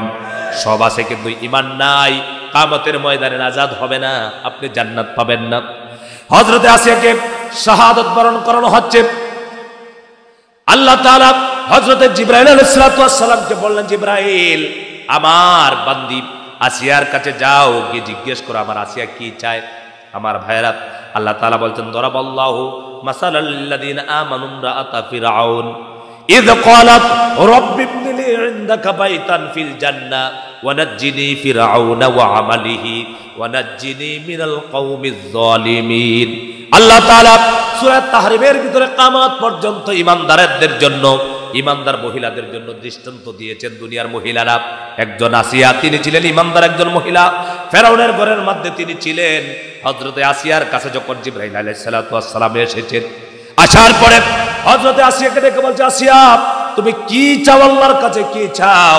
আসিয়া একবারও বললেন না আমি যেন বাঁচতে চাই, এই কথা বললেন না। হযরতে আসিয়া শেষবারের সময় আল্লাহর কাছে বললেন, আল্লাহ পাক যেন আমার শাহাদাতের বিনিময়ে আল্লাহর কাছে জান্নাতের ভিতরে একটা ঘর বানায়া দেয়। সুবহানাল্লাহ বলবেন না? আমার ভাই, আল্লাহ তাআলা দোয়াকে মঞ্জুর করেছেন, কবুল করেছেন। এইভাবে অসংখ্য ঘটনা এই দুনিয়া থেকে ইমানদারেরা তারা ইমানের পরীক্ষা দিয়েছেন, ইমান থেকে বিচ্যুতি হয় নাই। আল্লাহ তাআলা বলছেন ইন্নাল্লাযীনা ক্বালু রাব্বুনাল্লাহ, নিশ্চয় আমাদের রবকে। আরো জোরে বলতে হবে কে? আল্লাহ তাআলা বলে বান্দারে তুমি যখন ঘোষণা দিবা বিপদ আসবে, মুসিবত আসবে, পিছপা হবে না, ইস্তেকামত থাকবে, অবিচল থাকবে, পিছপা হবে না। তুমি যদি ইস্তেকামত থাকতে পারো তাহলে তোমার কোনো ভয় থাকবে না, চিন্তা থাকবে না। ঘোষণা কার? আল্লাহ তাআলা আগের আয়াতে বলছেন প্রকৃত মুমিন, এক নম্বর মুমিন হলো তারা যারা ইন্নামাল মুমিনুনা আল্লাযীনা আমানু বিল্লাহি ওয়া রাসূলিহি সুম্মা লাম ইয়ারতাবু ওয়া জাহাদু বিআমওয়ালিহিম ওয়া আনফুসিহিম ফি সাবিলিল্লাহ। এক নম্বর মুমিন হলো তারা যারা আল্লাহর প্রতি ঈমান আনে, রাসূলুল্লাহর প্রতি ঈমান আনার পর নবীজির উপরে কোনো সন্দেহ পোষণ করলো না, তাদের জীবনকে বাজি রেখে তাদের জীবন দিয়া, জান দিয়া, মাল দিয়া আল্লাহর পথে জিহাদ করে, সংগ্রাম করে। কি করে? আপনারা বলতে হবে জিহাদ করা সুন্নত না নফল? সুন্নত। জোরে বলেন জিহাদ করা। আরো জোরে বলতে হবে জিহাদ করা। জিহাদ করা ফরজ, নামাজ যেভাবে ফরজ, রোজা যেভাবে ফরজ, জিহাদ করা অনুরূপভাবে ফরজ। ঠিক কিনা গান? আমার ভাই, আল্লাহ তাআলা বলছেন নবীজিকে ওয়াজাহিদু ফিল্লাহি হাক্কা জিহাদি হুয়া জাতাবাকুম, হে নবী আপনি জিহাদ করুন, সংগ্রাম করুন, লড়াই করুন। জিহাদ যেভাবে করা উচিত হক আদায় করে, কারণ হলো জিহাদের জন্য আপনাকে মনোনীত করা হয়েছে, আমি মনোনীত করেছি আপনাদেরকে। আমার ভাইরা, আল্লাহ তাআলা জিহাদের ব্যাপারে অনেক আয়াত আল্লাহ তাআলা নাজিল করেছেন। আল্লাহ তাআলা বলেছেন যারা জিহাদ করে, সংগ্রাম করে দ্বীনকে বাস্তবায়ন করার জন্য, কি জোরে বলেন, দ্বীনকে প্রতিষ্ঠা করার জন্য যারা জিহাদ করবে, সংগ্রাম করবে আল্লাহ জমিনের মধ্যে আল্লাহর দ্বীনকে বাস্তবায়ন করার জন্য, আল্লাহ তাআলা তাদের মর্যাদা, তাদের সম্মান এত বাড়িয়ে দিয়েছেন। আল্লাহ তাআলা বলেন ওয়ালা তাকুলু লিমান ইউকতালু ফি সাবিলিল্লাহি আমওয়াত বাল আহইয়াউ ওয়ালাকিন লা তাশউরুন। কার কথা? আল্লাহ তাআলা বলছেন যারা আমার রাস্তায় জীবন দেন, যারা শাহাদত বরণ করে তাদেরকে তোমরা মৃত বলো না, তারা হলো জীবিত। কোন সুবহানাল্লাহ। আল্লাহ তাআলা বলেন ওয়ালা তাহসাবান্নাল্লাযীনা কুতিলু ফি সাবিলিল্লাহি আমওয়াতা বাল আহইয়াউন ইনদা রাব্বিহিম ইউরযাকুন। আল্লাহু আকবার। এই আয়াতগুলোকে আমার বানানো নাকি? জোরে বলেন, আমার বানানো? আমার উস্তাদের বানানো নাকি? পৃথিবীর কোন আলেমের বানানো নাকি? রাসূলুল্লাহর বানানো নাকি? আল্লাহ তাআলা নিজেই বলেছেন যারা জীবন দিয়ে শহীদ হয়, সংগ্রাম করে, লড়াই করে জীবনটা দিয়া দেয়, তাদেরকে তোমরা মৃত বলো না, তারা জীবিত, বরং আমি আল্লাহর পক্ষ থেকে তারা রিজিক প্রাপ্ত হয়ে থাকে। সুবহানাল্লাহ। হাদিস শরীফের ভিতরে এসেছে যারা শহীদ হয়, শাহাদতের এত মর্যাদা আল্লাহ পাকের কাছে, যারা শহীদ হয় তাদের কোনো ভয় নাই, চিন্তা নাই। হাদিসের ভিতরে এসেছে, আমরা দেখলাম যারা শহীদ হলো তাদের বহুত কষ্ট হলো, হারে জীবনটা দিয়া দিল, শরীরে আঘাত হলো, ব্লাস্ট ফায়ার করা হলো, কত কষ্ট হলো। হাদিসের ভিতরে এসেছে শাহাদত বরণকারীর একটা পিপিলিকার কামড়ের চাইতে বেশি কষ্ট নাই। আমরা দেখি বহুত কষ্ট হয়। আল্লামা সাইদুর রহমাতুল্লাহি আলাইহি যেদিন ফাঁসির রায় হয়, রংপুরে এক জায়গায় 7 জন যুবক জীবন দিয়েছিলেন, অসংখ্য যুবকরা জীবন দিয়েছেন। সেই উপজেলার নাম হলো মিঠাপুকুর। সেখানে আমি মাহফিল করতে গিয়েছি কয়েক বছর আগে। আমার প্রিয় ভাই আব্দুল্লাহ আল আমিন সাহেব, আমি সহ মিঠাপুকুরের ময়দানে যখন দিনের মাহফিলে গেলাম, যাওয়ার পর সেখানে মাহফিলে যাওয়ার পর মহিলা প্যান্ডেল থেকে আমাদের কাছে খবর আসলো, চিঠি লেখা হলো।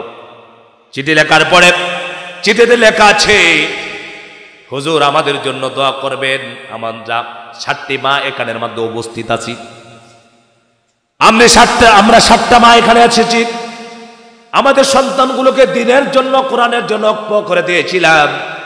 আর আল্লামা সাইদি রহমতুল্লাহি আলাইহি, আমার ভাইরা, আল্লামা সাইদি রহমতুল্লাহ আলাইহির এই যে ভালোবাসা আর মহব্বত, এটা কে পয়দা করে দিয়েছিলেন বলেন? মানুষের অন্তরের ভিতরে কে পয়দা করে দেন? আপনি যখন আল্লাহর হয়ে যাবেন, আপনি যখন আল্লাহ জমিনের মধ্যে আপনি তাকওয়াবান হবেন, আল্লাহর নৈকট্য হাসিলকারী বান্দা হয়ে যাবেন। মানুষের ভিতরে আপনার মহব্বত পয়দা করে দেবে কে? আপনার জন্য জীবন দিতে পারে। আমার ভাইরা, কত নেতার জন্য জীবন দেও, কোরআনের জন্য জীবন দিতে পারো না। কিন্তু কোরআনের জন্য আল্লামা সাইদি রহমতুল্লাহ আলাই একমাত্র তামাম পৃথিবীতে এত উজ্জ্বল নক্ষত্র ছিল, এত মহা ব্যক্তিত্ব হয়েছিলেন একমাত্র কোরআনের কারণে। ঠিক কিনা কর? আমার ভাইরা দেখেন, তাদের ছেলেগুলো চলে গেছে, মারা চিঠি লিখেছে, হুজুর আমাদের জন্য দোয়া করবেন। আমরা 7 জন মা এখানে উপস্থিত আছি, আমাদের সন্তানেরা কোরআনের পাখির পাশির রায় হলো, আমাদের সন্তানগুলো সহ্য করতে পারলো না, রাজপথে বের হয়ে গেল। সেই জন্য তাদেরকে ব্রাশ ফায়ার করা হলো, তাদেরকে শহীদ করা হলো। আমাদের দুঃখ নাই, কিন্তু আল্লাহর কোরআনের পাখি যে বেঁচে আছে এইটাই আমাদের সান্ত্বনা। আমার ভাইরা, আমি বলেছি, মাইকের ভিতরে বললাম, মাগো চিন্তা করো না, টেনশন করো না, চিন্তার কোনো কারণ নাই। আল্লাহর হাবিব বলেছেন, যারা কোরআনের জন্য, কোরআনের রাজ কায়েম করার জন্য যারা আন্দোলন করতে গিয়ে জীবন দিবে, তারা কিয়ামতের ময়দানে তার মাতা পিতা সহ 70 জন মানুষকে জান্নাতে নিয়ে যাবে। আর জোরে বলেন না সুবহানাল্লাহ। কয়জন মানুষকে নিয়ে যাবে? 70 জন মানুষকে নিয়ে জান্নাতে দিবে। সুবহানাল্লাহ। হাদিস শরীফের ভিতরে এসেছে, যারা শহীদ হয়, শাহাদত বরণকারী শহীদদের যখন মওত হয়ে যায়, তাদের রক্তটা যখন বের হয়ে যায়, তাদের রক্ত জমিনে পড়ার আগে আল্লাহ পাক তাদের জিন্দেগির সমস্ত গুনাহ মাফ করে দেয়। কবরের মধ্যে যখন রাখা হয়, শহীদদের কবরের কোনো আযাব হয় না।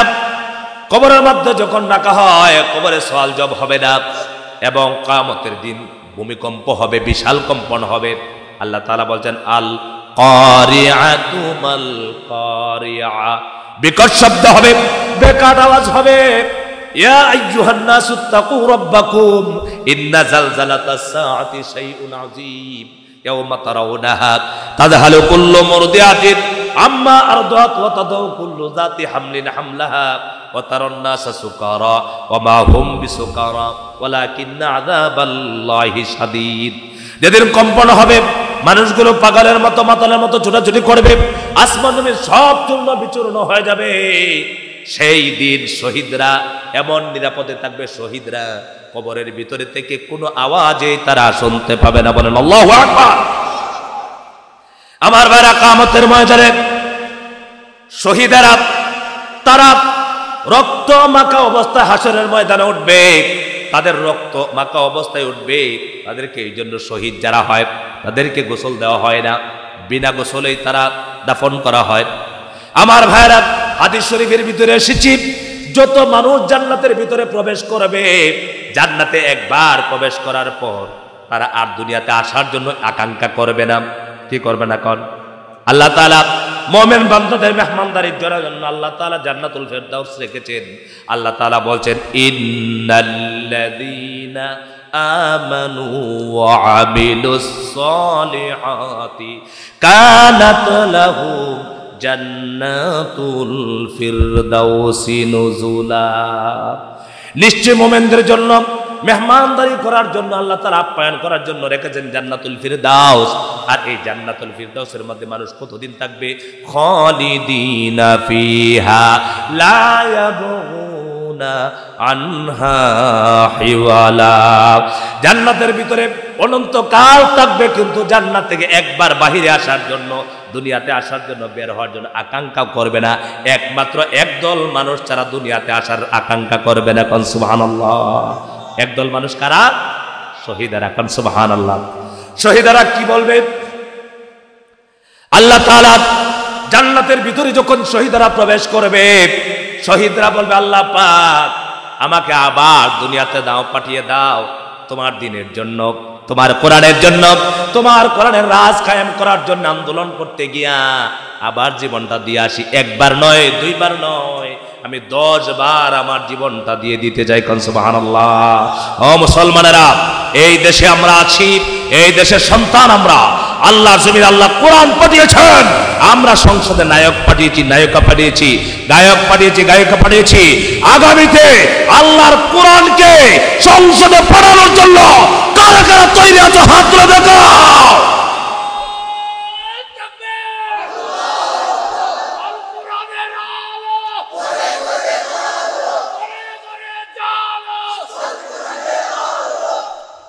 আরেকবার আমরা দেখতে চাই আল্লাহর কোরআন সমাজ চালাবে, ঠিক না? কান সব তো দেখলাম, একবার দেখি কোরআন কি সমাজ আমাদেরকে উপহার দেয়।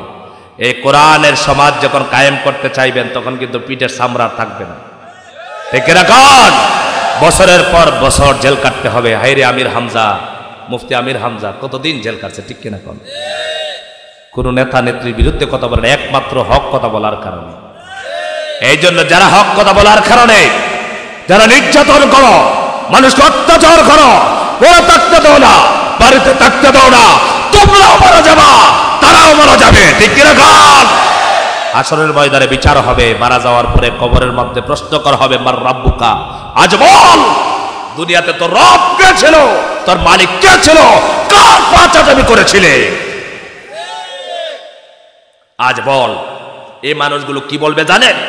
এই মানুষগুলো বলবে হা হা লাদ্রি, চিল্লাইতে থাকবে, পাগলের মতো হয়ে যাবে। কবর সামনে আছে।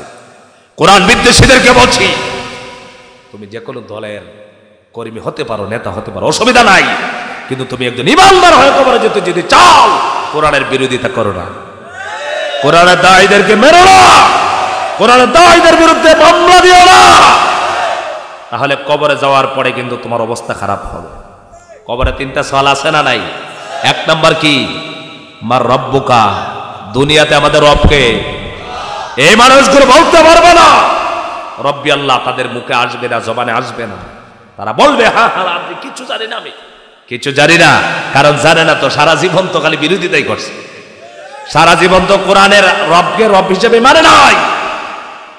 আমরা এখনো যখন আল্লাহর কোরআনের কথা বলি, আন্দোলনের কথা বলি, তখন দেখবেন চোখ বড় বড় করে তাকায়, বোঝা যায় যে জমিনটা মনে হয় তাদের জন্যই। আল্লাহ বলেন ওয়ালা তামশি ফিল আরদি মারহা, দাম্ভিকতা দেখাবি না, ইন্না বাতশা রাব্বিকা লাশাদীদ, আমি চার দিয়ে ছেড়ে দেই নাই, আমি ফেরাউনকে চার দিয়েছিলাম ছেড়ে দেই নাই, আমি ধরেছি, আমি যখন ধরবো কেউ তোকে বাঁচাতে পারবে না। এই জন্য আমার ধরা থেকে বাঁচতে হলে আমার কাছে সিলিন্ডার করো, আমার কাছে সিলিন্ডার করো।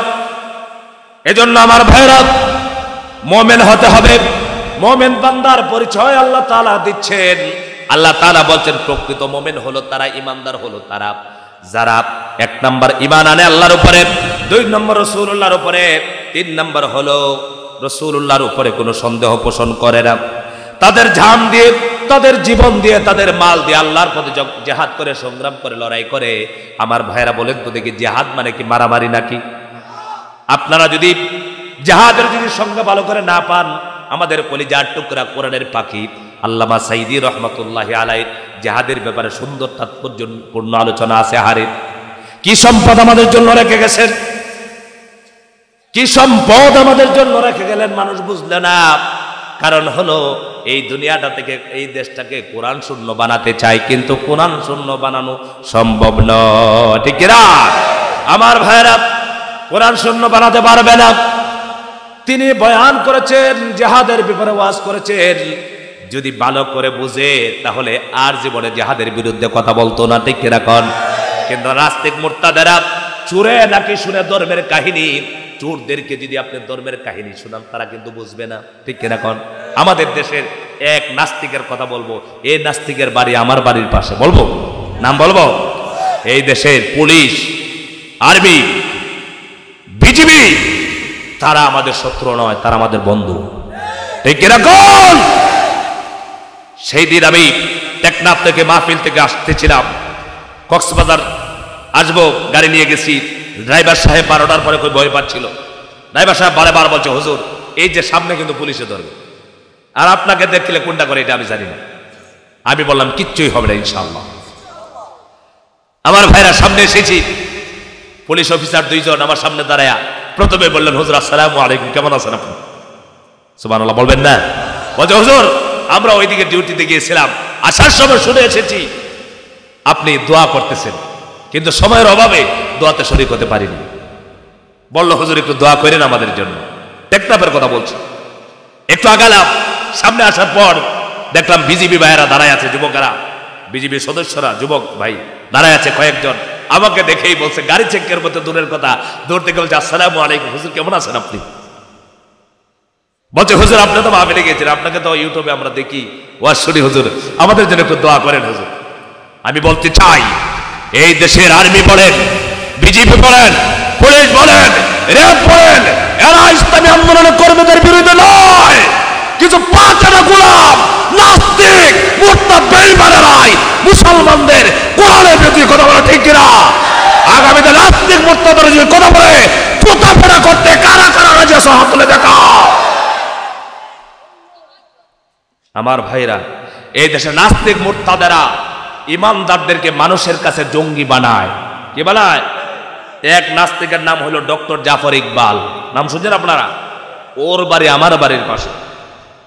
ওই নাস্তিক, এই মুরতাদ 24 ঘন্টা আমাদের মুসলমানদের সন্তানদেরকে ইহুদি বানানোর জন্য, বিধর্মী বানানোর জন্য, ঈমান নষ্ট করার জন্য পায়তারা চালায়। মুসলমানেরা এখনো যদি মোকাবেলা করার জন্য প্রস্তুতি না গ্রহণ করো, আপনি আওয়ামী লীগের হন, কোনো অসুবিধা নাই, আপত্তি নাই। আপনি বিএনপির হন, আপত্তি নাই। কিন্তু আপনার সন্তানকে নাস্তিকগুলো খ্রিস্টান বানাতে চাচ্ছে, আপনি খোঁজ রাখছেন না। আপনাদেরকে অনুরোধ করে বলছি, আপনারা এখনো সজাগ হন। বাংলাদেশে 95% মুসলমান, আওয়ামী লীগ সহ যত দলের মুসলমান আছো সকলকে অনুরোধ করছি, নাস্তিক মুক্ত বাংলা গড়ার জন্য কারা কারা হাত তুলে দেখাতে চায়? লিল্লাহে তাকবীর, লিল্লাহে তাকবীর। নাস্তিকরা হলো সবচাইতে শত্রু। নাস্তিকরা ইসলামী আন্দোলনের কর্মীদেরকে বিরুদ্ধে আন্দোলন করে ভিতরে ভিতরে, তারা কলম বাজি করেই তারা বিভিন্নভাবে উস্কিয়ে দেয়। কথা কোন ঠিক না? এই জন্য নাস্তিকদের বিরুদ্ধে অ্যাকশন নিতে হবে। রাজি আছে মুসলমানেরা? এই জন্য আমরা সেটাই বলতে চাই, আল্লাহর কোরআন এসেছে শান্তি প্রতিষ্ঠা করার জন্যে। কোরআন অশান্ত করে না। কোরআন দিয়ে একবার সমাজ চালান, আপনার ইউনিয়ন চালান, থানা চালান, আপনার দেশ চালান, ইনশাআল্লাহ আল্লাহর কোরআন বলেছে এই সমাজ হবে শান্তির সমাজ। আর এই শান্তি প্রতিষ্ঠা করতে গিয়ে যদি আন্দোলন করতে হয়, তাহলে আন্দোলন করতে হবে মুসলমানরা। কিন্তু মুসলমানরা কোনো ভাইয়ের বিরুদ্ধে, কোনো দলের বিরুদ্ধে এইভাবে কোনো আমরা বিরোধী কথা বলতে চাই না। আল্লাহর কোরআন যাকে বিরোধী বলেছে, যার বিরুদ্ধে বলেছে, তার বিরুদ্ধে আমরা বলবই বলবো। কেউ আমাদের কণ্ঠকে রোধ করতে পারবে না, কেউ আমাদের কণ্ঠকে বন্ধ করতে পারবে না। ঠিক রাখুন, কারণ জমিনটা কার? আরো যেটা বলতে হবে জমিন কার, আইন চলবে কার? আরো যেটা বলতে হবে আইন চলবে কার? এই কথা বললেই এই তো হুজুরেরা আমরা আইনের বিরোধিতা করতেছি। আমার ভাইরা, আমাদের দেশের আইনের বিরোধিতা করছি না, আমি স্পষ্ট ভাষায় বলছি।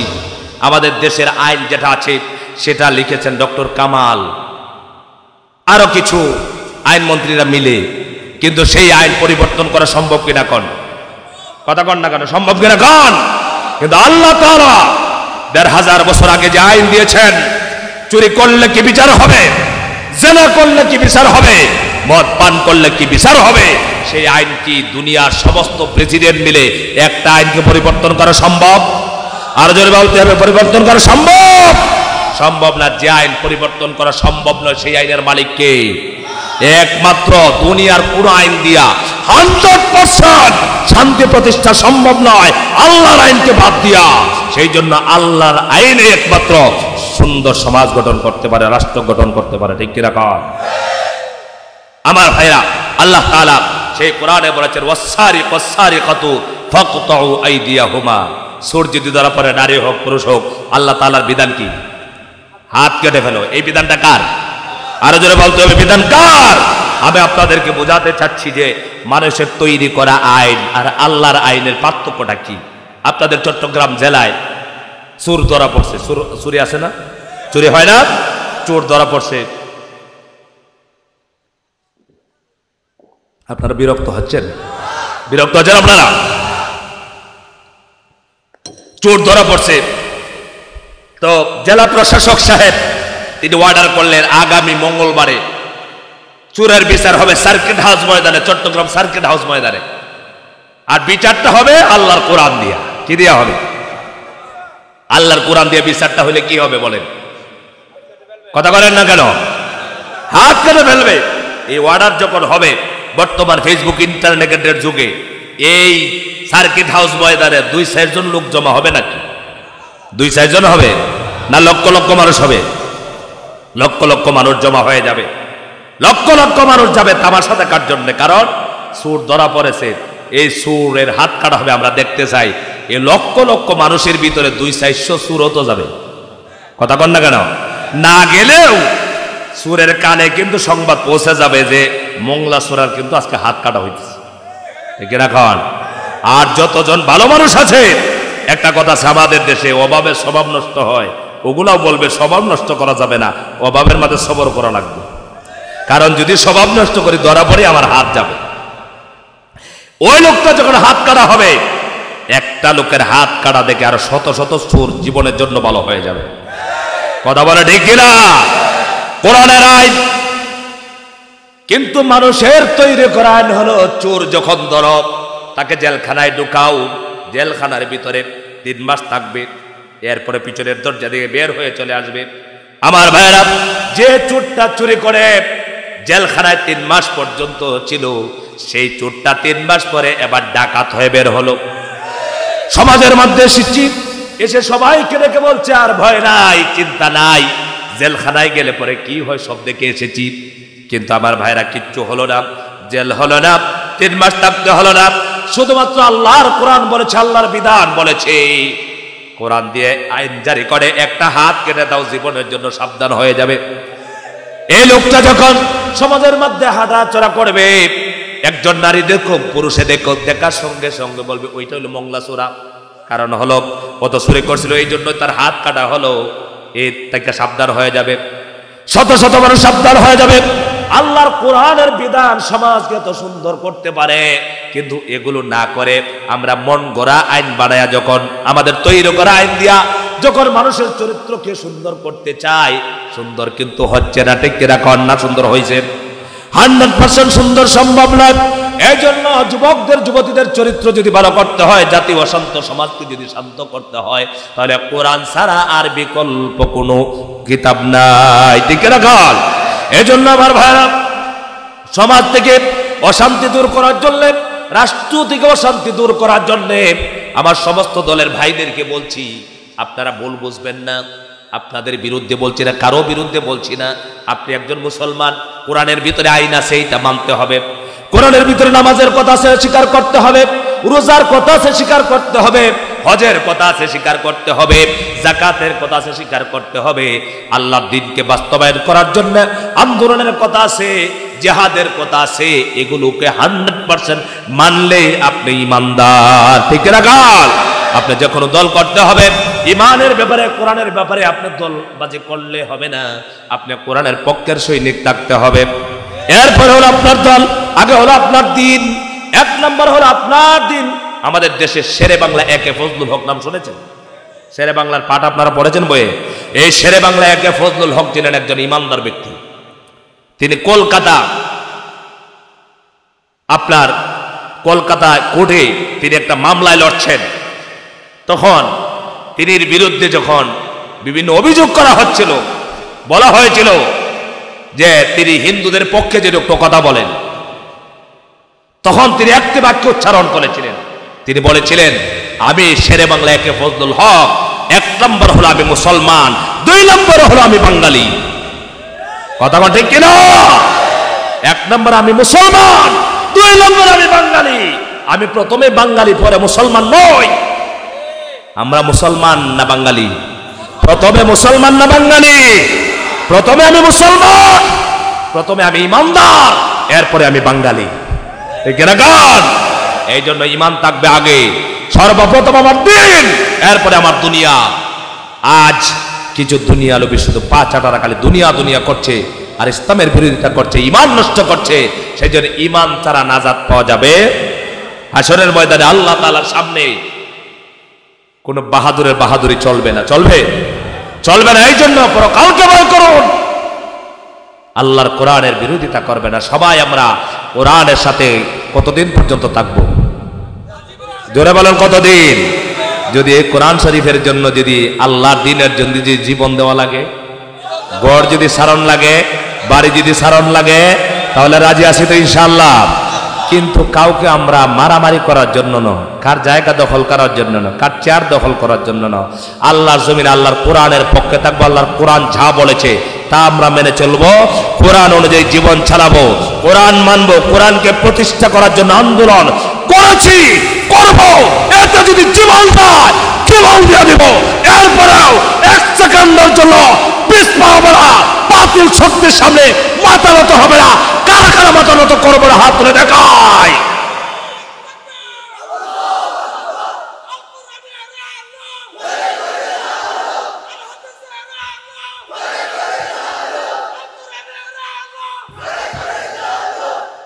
আমার ভাইরা, আপনাদেরকে বলছি, কোরআন শরীফ এসেছে মানুষকে শান্তি দেওয়ার জন্য। কিসের জন্য বলেন তো দেখি? কোরআন শরীফে মাইনাস করলে অশান্তি তৈরি হবে, এটা কেউ পারবে না। আর এই কোরআন এসেছিলই এই দুনিয়ার পথ হারা মানুষকে পথ দেখানোর জন্য। আজকে আমরা কোরআন শরীফ থেকে দূরে না কাছে, আর জোরে বলেন দূরে না কাছে। ভাই আপনি বলতে পারেন যে হুজুর আমরা কৃষক মানুষ, শ্রমিক মানুষ, সাধারণ মানুষ, কি করব? আপনার জন্য দিন যতটুকু দরকার আমার জন্য ততটুকু দরকার, ঠিক কিনা কন? এই জন্য আমার ভাইরা, আমি কি রাষ্ট্র বিরোধী কোনো কথা বলেছি? সরকার বিরোধী কোনো কথা বলেছি? সরকারের আইনের বিরুদ্ধে কোনো কথা বলেছি? কোনো এমপি মন্ত্রীর বিরুদ্ধে কথা বলেছি? আল্লাহর কোরআনের বিরোধী যারা, তাদের বিরুদ্ধে আমরা কথা বলেছি। আমরা 95% মুসলমান, আমরা সকল দলের মুসলমান ভাইরা এক হয়ে থাকবো। রাজি আছি তো ইনশাআল্লাহ? ইনশাআল্লাহ এক হয়ে থাকবো, যতদিন বাঁচবো ইমানের পক্ষে থাকবো, কোরআনের পক্ষে থাকবো। আল্লাহ পাক যেন কবুল করেন, সবাই বলেন আমিন। যে কথাগুলো বললাম আপনাদেরকে, আমাকে আমল করার তৌফিক দেন, সবাই বলেন আমিন। আমার সম্মানিত ভাইরা, আপনাদেরকে অনেক কষ্ট দিয়ে ফেলেছি, অনেক ক্লান্ত শান্ত মানুষ।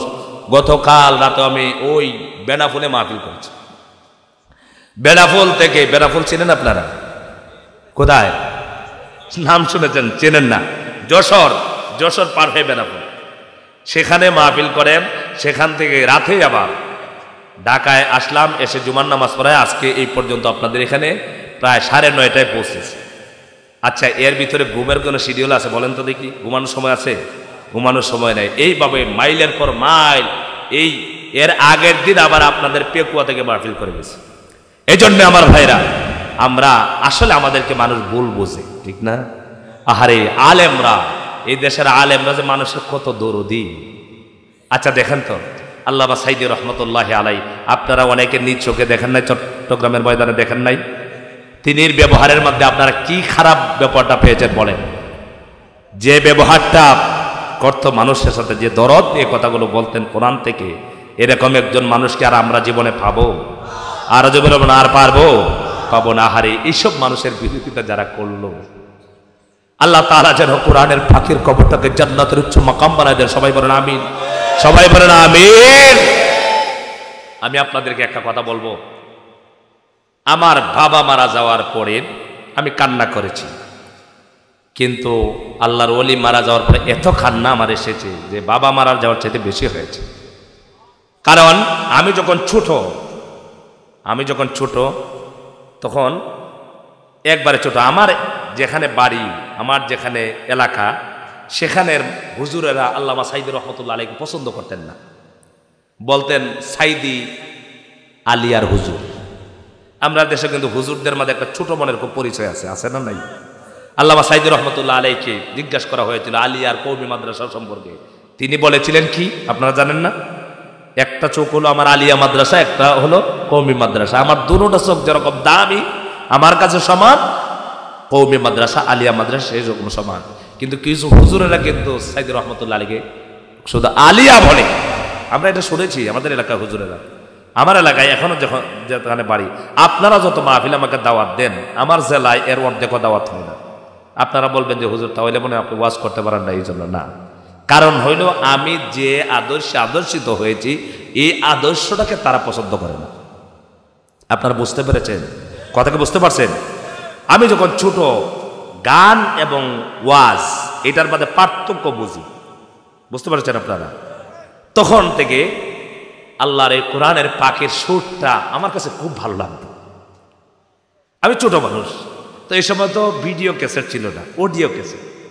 তো কোথাও যদি ওনার সুরটা খালি শুনতাম, তখন আমি একটু দাঁড়ায় যেতাম, আর মনে মনে খালি ভাবতাম, আল্লাহ এই সুরে কি ওয়াজ করে এত সুন্দর, এই সুরে কে কোরআন শরীফের তেলাওয়াত করে, এত সুন্দর স্টাইলের তেলাওয়াত, এত সুন্দর স্পষ্ট কথা।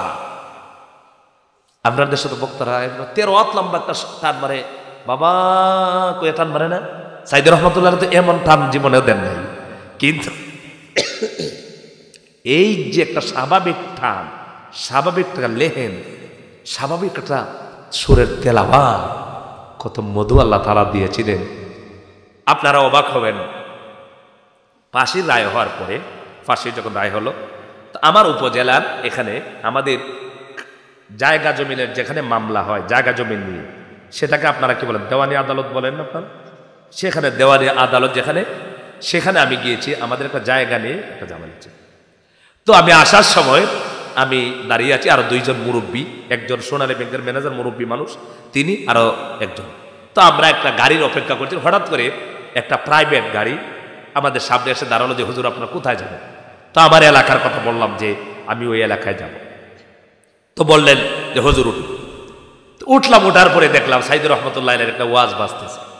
তো খুব ভালো লাগতেছিল ওয়াজটা শুনতেছি, ওয়াজ শুনতেছি, আসতেছি।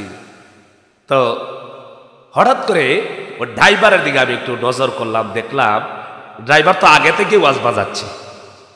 তো এই রাস্তাটা আসতে আধা ঘন্টার মতো সময়, আধা ঘন্টা হয়নি 20 মিনিট এরকম হবে, এখানে আসলো। প্রাইভেট কার তো একটা ক্যাসেটে তো 1 ঘন্টার উপরে ওয়াজ আছে, আগে থেকে বাজিয়ে আসছে। তো দেখলাম ছেলেটা আসলে গাড়ি চালাচ্ছে ঠিকই, এমনিতে ড্রাইভাররা বিভিন্ন কথাবার্তা বলে, সে আর কথা বলছে না, শুধু গাড়ি চালাচ্ছে। আর তার মধ্যে বোঝা যাচ্ছে এই বয়ানের প্রতি তার একটা মানে অন্তর দিয়া খুব বেশি করতেছে, উপলব্ধি করতেছে, গ্রহণ করতেছে, শুনতেছে। তো নামলাম, নামার পরে খুব অবাক হলো, সবচেয়ে অবাক করলো আমাকে যে বিষয়টা, সেটা হলো আমি তাকায়া দেখলাম যুবকটা কান্না করছে, চোখ দিয়ে ঝরঝর করে পানি পড়তেছে। তা আমি বললাম, ভাই আপনি কাঁদতেছেন? তো এই সময় তো বলতেছে, আমি বললাম সাইদি সাহেবের ওয়াজ শুনে আপনি কাঁদতেছেন ভাই, আপনি কি করেন, আপনার বাড়ি কোথায়? বলল হুজুর আসলে জানেন, আমি যে এই পর্যন্ত শুনছি, আপনারা গাড়িতে উঠার আগেও শুনে আসছি, তো আমি কিন্তু হিন্দু মানুষ। সুবহানাল্লাহ বলবেন না? আমি কি হিন্দু, আমি মুসলমান নই। হুজুর আমি না সাইদি হুজুরই এত ভালোবাসি, এত মহব্বত করি যে দেখেন আমার চোখের পানি হুজুরের জন্য রাখতে পারি না। আরে হুজুরকে একটু দেখার সুযোগ হই বলি। সুবহানাল্লাহ কর। আমি এটা কি বলে আপনার ওই গাইবান্ধা একটা যে উপজেলা আছে শুনছেন নাম, গাইবান্ধা গেছি ওয়াজ করতে। মাগরিবের পরে আমি একটা গাড়ি ঠিক করব, তো গেলাম। আমি রাস্তা দিয়ে হেঁটে বের হচ্ছি, রাস্তার পাশে দেখলাম একটা লোক দাঁড়িয়ে প্রস্রাব করতেছে। কিভাবে প্রস্রাব করতেছে? দাঁড়িয়ে প্রস্রাব করতেছে। তো লোকটা হঠাৎ করে আমার দিকে পিছনের দিকে নজর করলো, লোকটা তাকায় রইল। আমি চলে গেলাম, অনেক পরে এসে দেখি এই লোকটা এখানেই দাঁড়ায় আছে। আমি বললাম যে ভাই আপনাকে দেখলাম যাওয়ার সময় আপনি দাঁড়ায় প্রস্রাব করতেছেন, এটা তো ঠিক না, তো আপনি দাঁড়ায় আছেন কেন? আমার বলে আদাব। কি বলে? আদাব। তো কি বুঝলাম? বলে হিন্দু। আমাকে বলে হুজুর আসলে জানেন আমি হিন্দু মানুষ, ভুল করে ফেলছি, দাঁড়ায় প্রস্রাব করছি, মাফ করবেন, তবে আপনাকে দেখিয়া আমার সাইদি সাহেবের কথা মনে হয়ে গেছে, এই জন্য আপনার দেখি একটু দাঁড়ায় রয়েছে। আমাকে যে আপনারা দাওয়াত দেন, ভালোবাসেন, আমরা কিসের মুফাসসির? কে বলছে আমাদেরকে মুফাসসির? মুফাসসির আল্লামা বলতে একজনই ছিলেন, সাইদি রহমতুল্লাহ আলাইহি। ঠিক কিনা কন? অনেক জায়গায় আমাদেরকে আল্লামা বলেন, কোনোদিন আমাদেরকে আল্লামা বলবেন না, এটা বললে আমরা কষ্ট পাই। আর সাইদি রহমতুল্লাহ আলাইহির মতো সাইদি সাহেব, দ্বিতীয় সাইদি সাহেব এরকম না, এরকম বলবেন না, দ্বিতীয় সাইদি আর কেউ হতে পারবে না। ঠিক কিনা কন? সাইদি কজন? একজন। কিন্তু আমরা ওনার অনুসরণ করি, আল্লাহর ওলির অনুসরণ করি, তো তিনির পায়ের ধুলার সমানও আমরা সারা জীবনে হতে পারবো। ঠিক কিনা কন?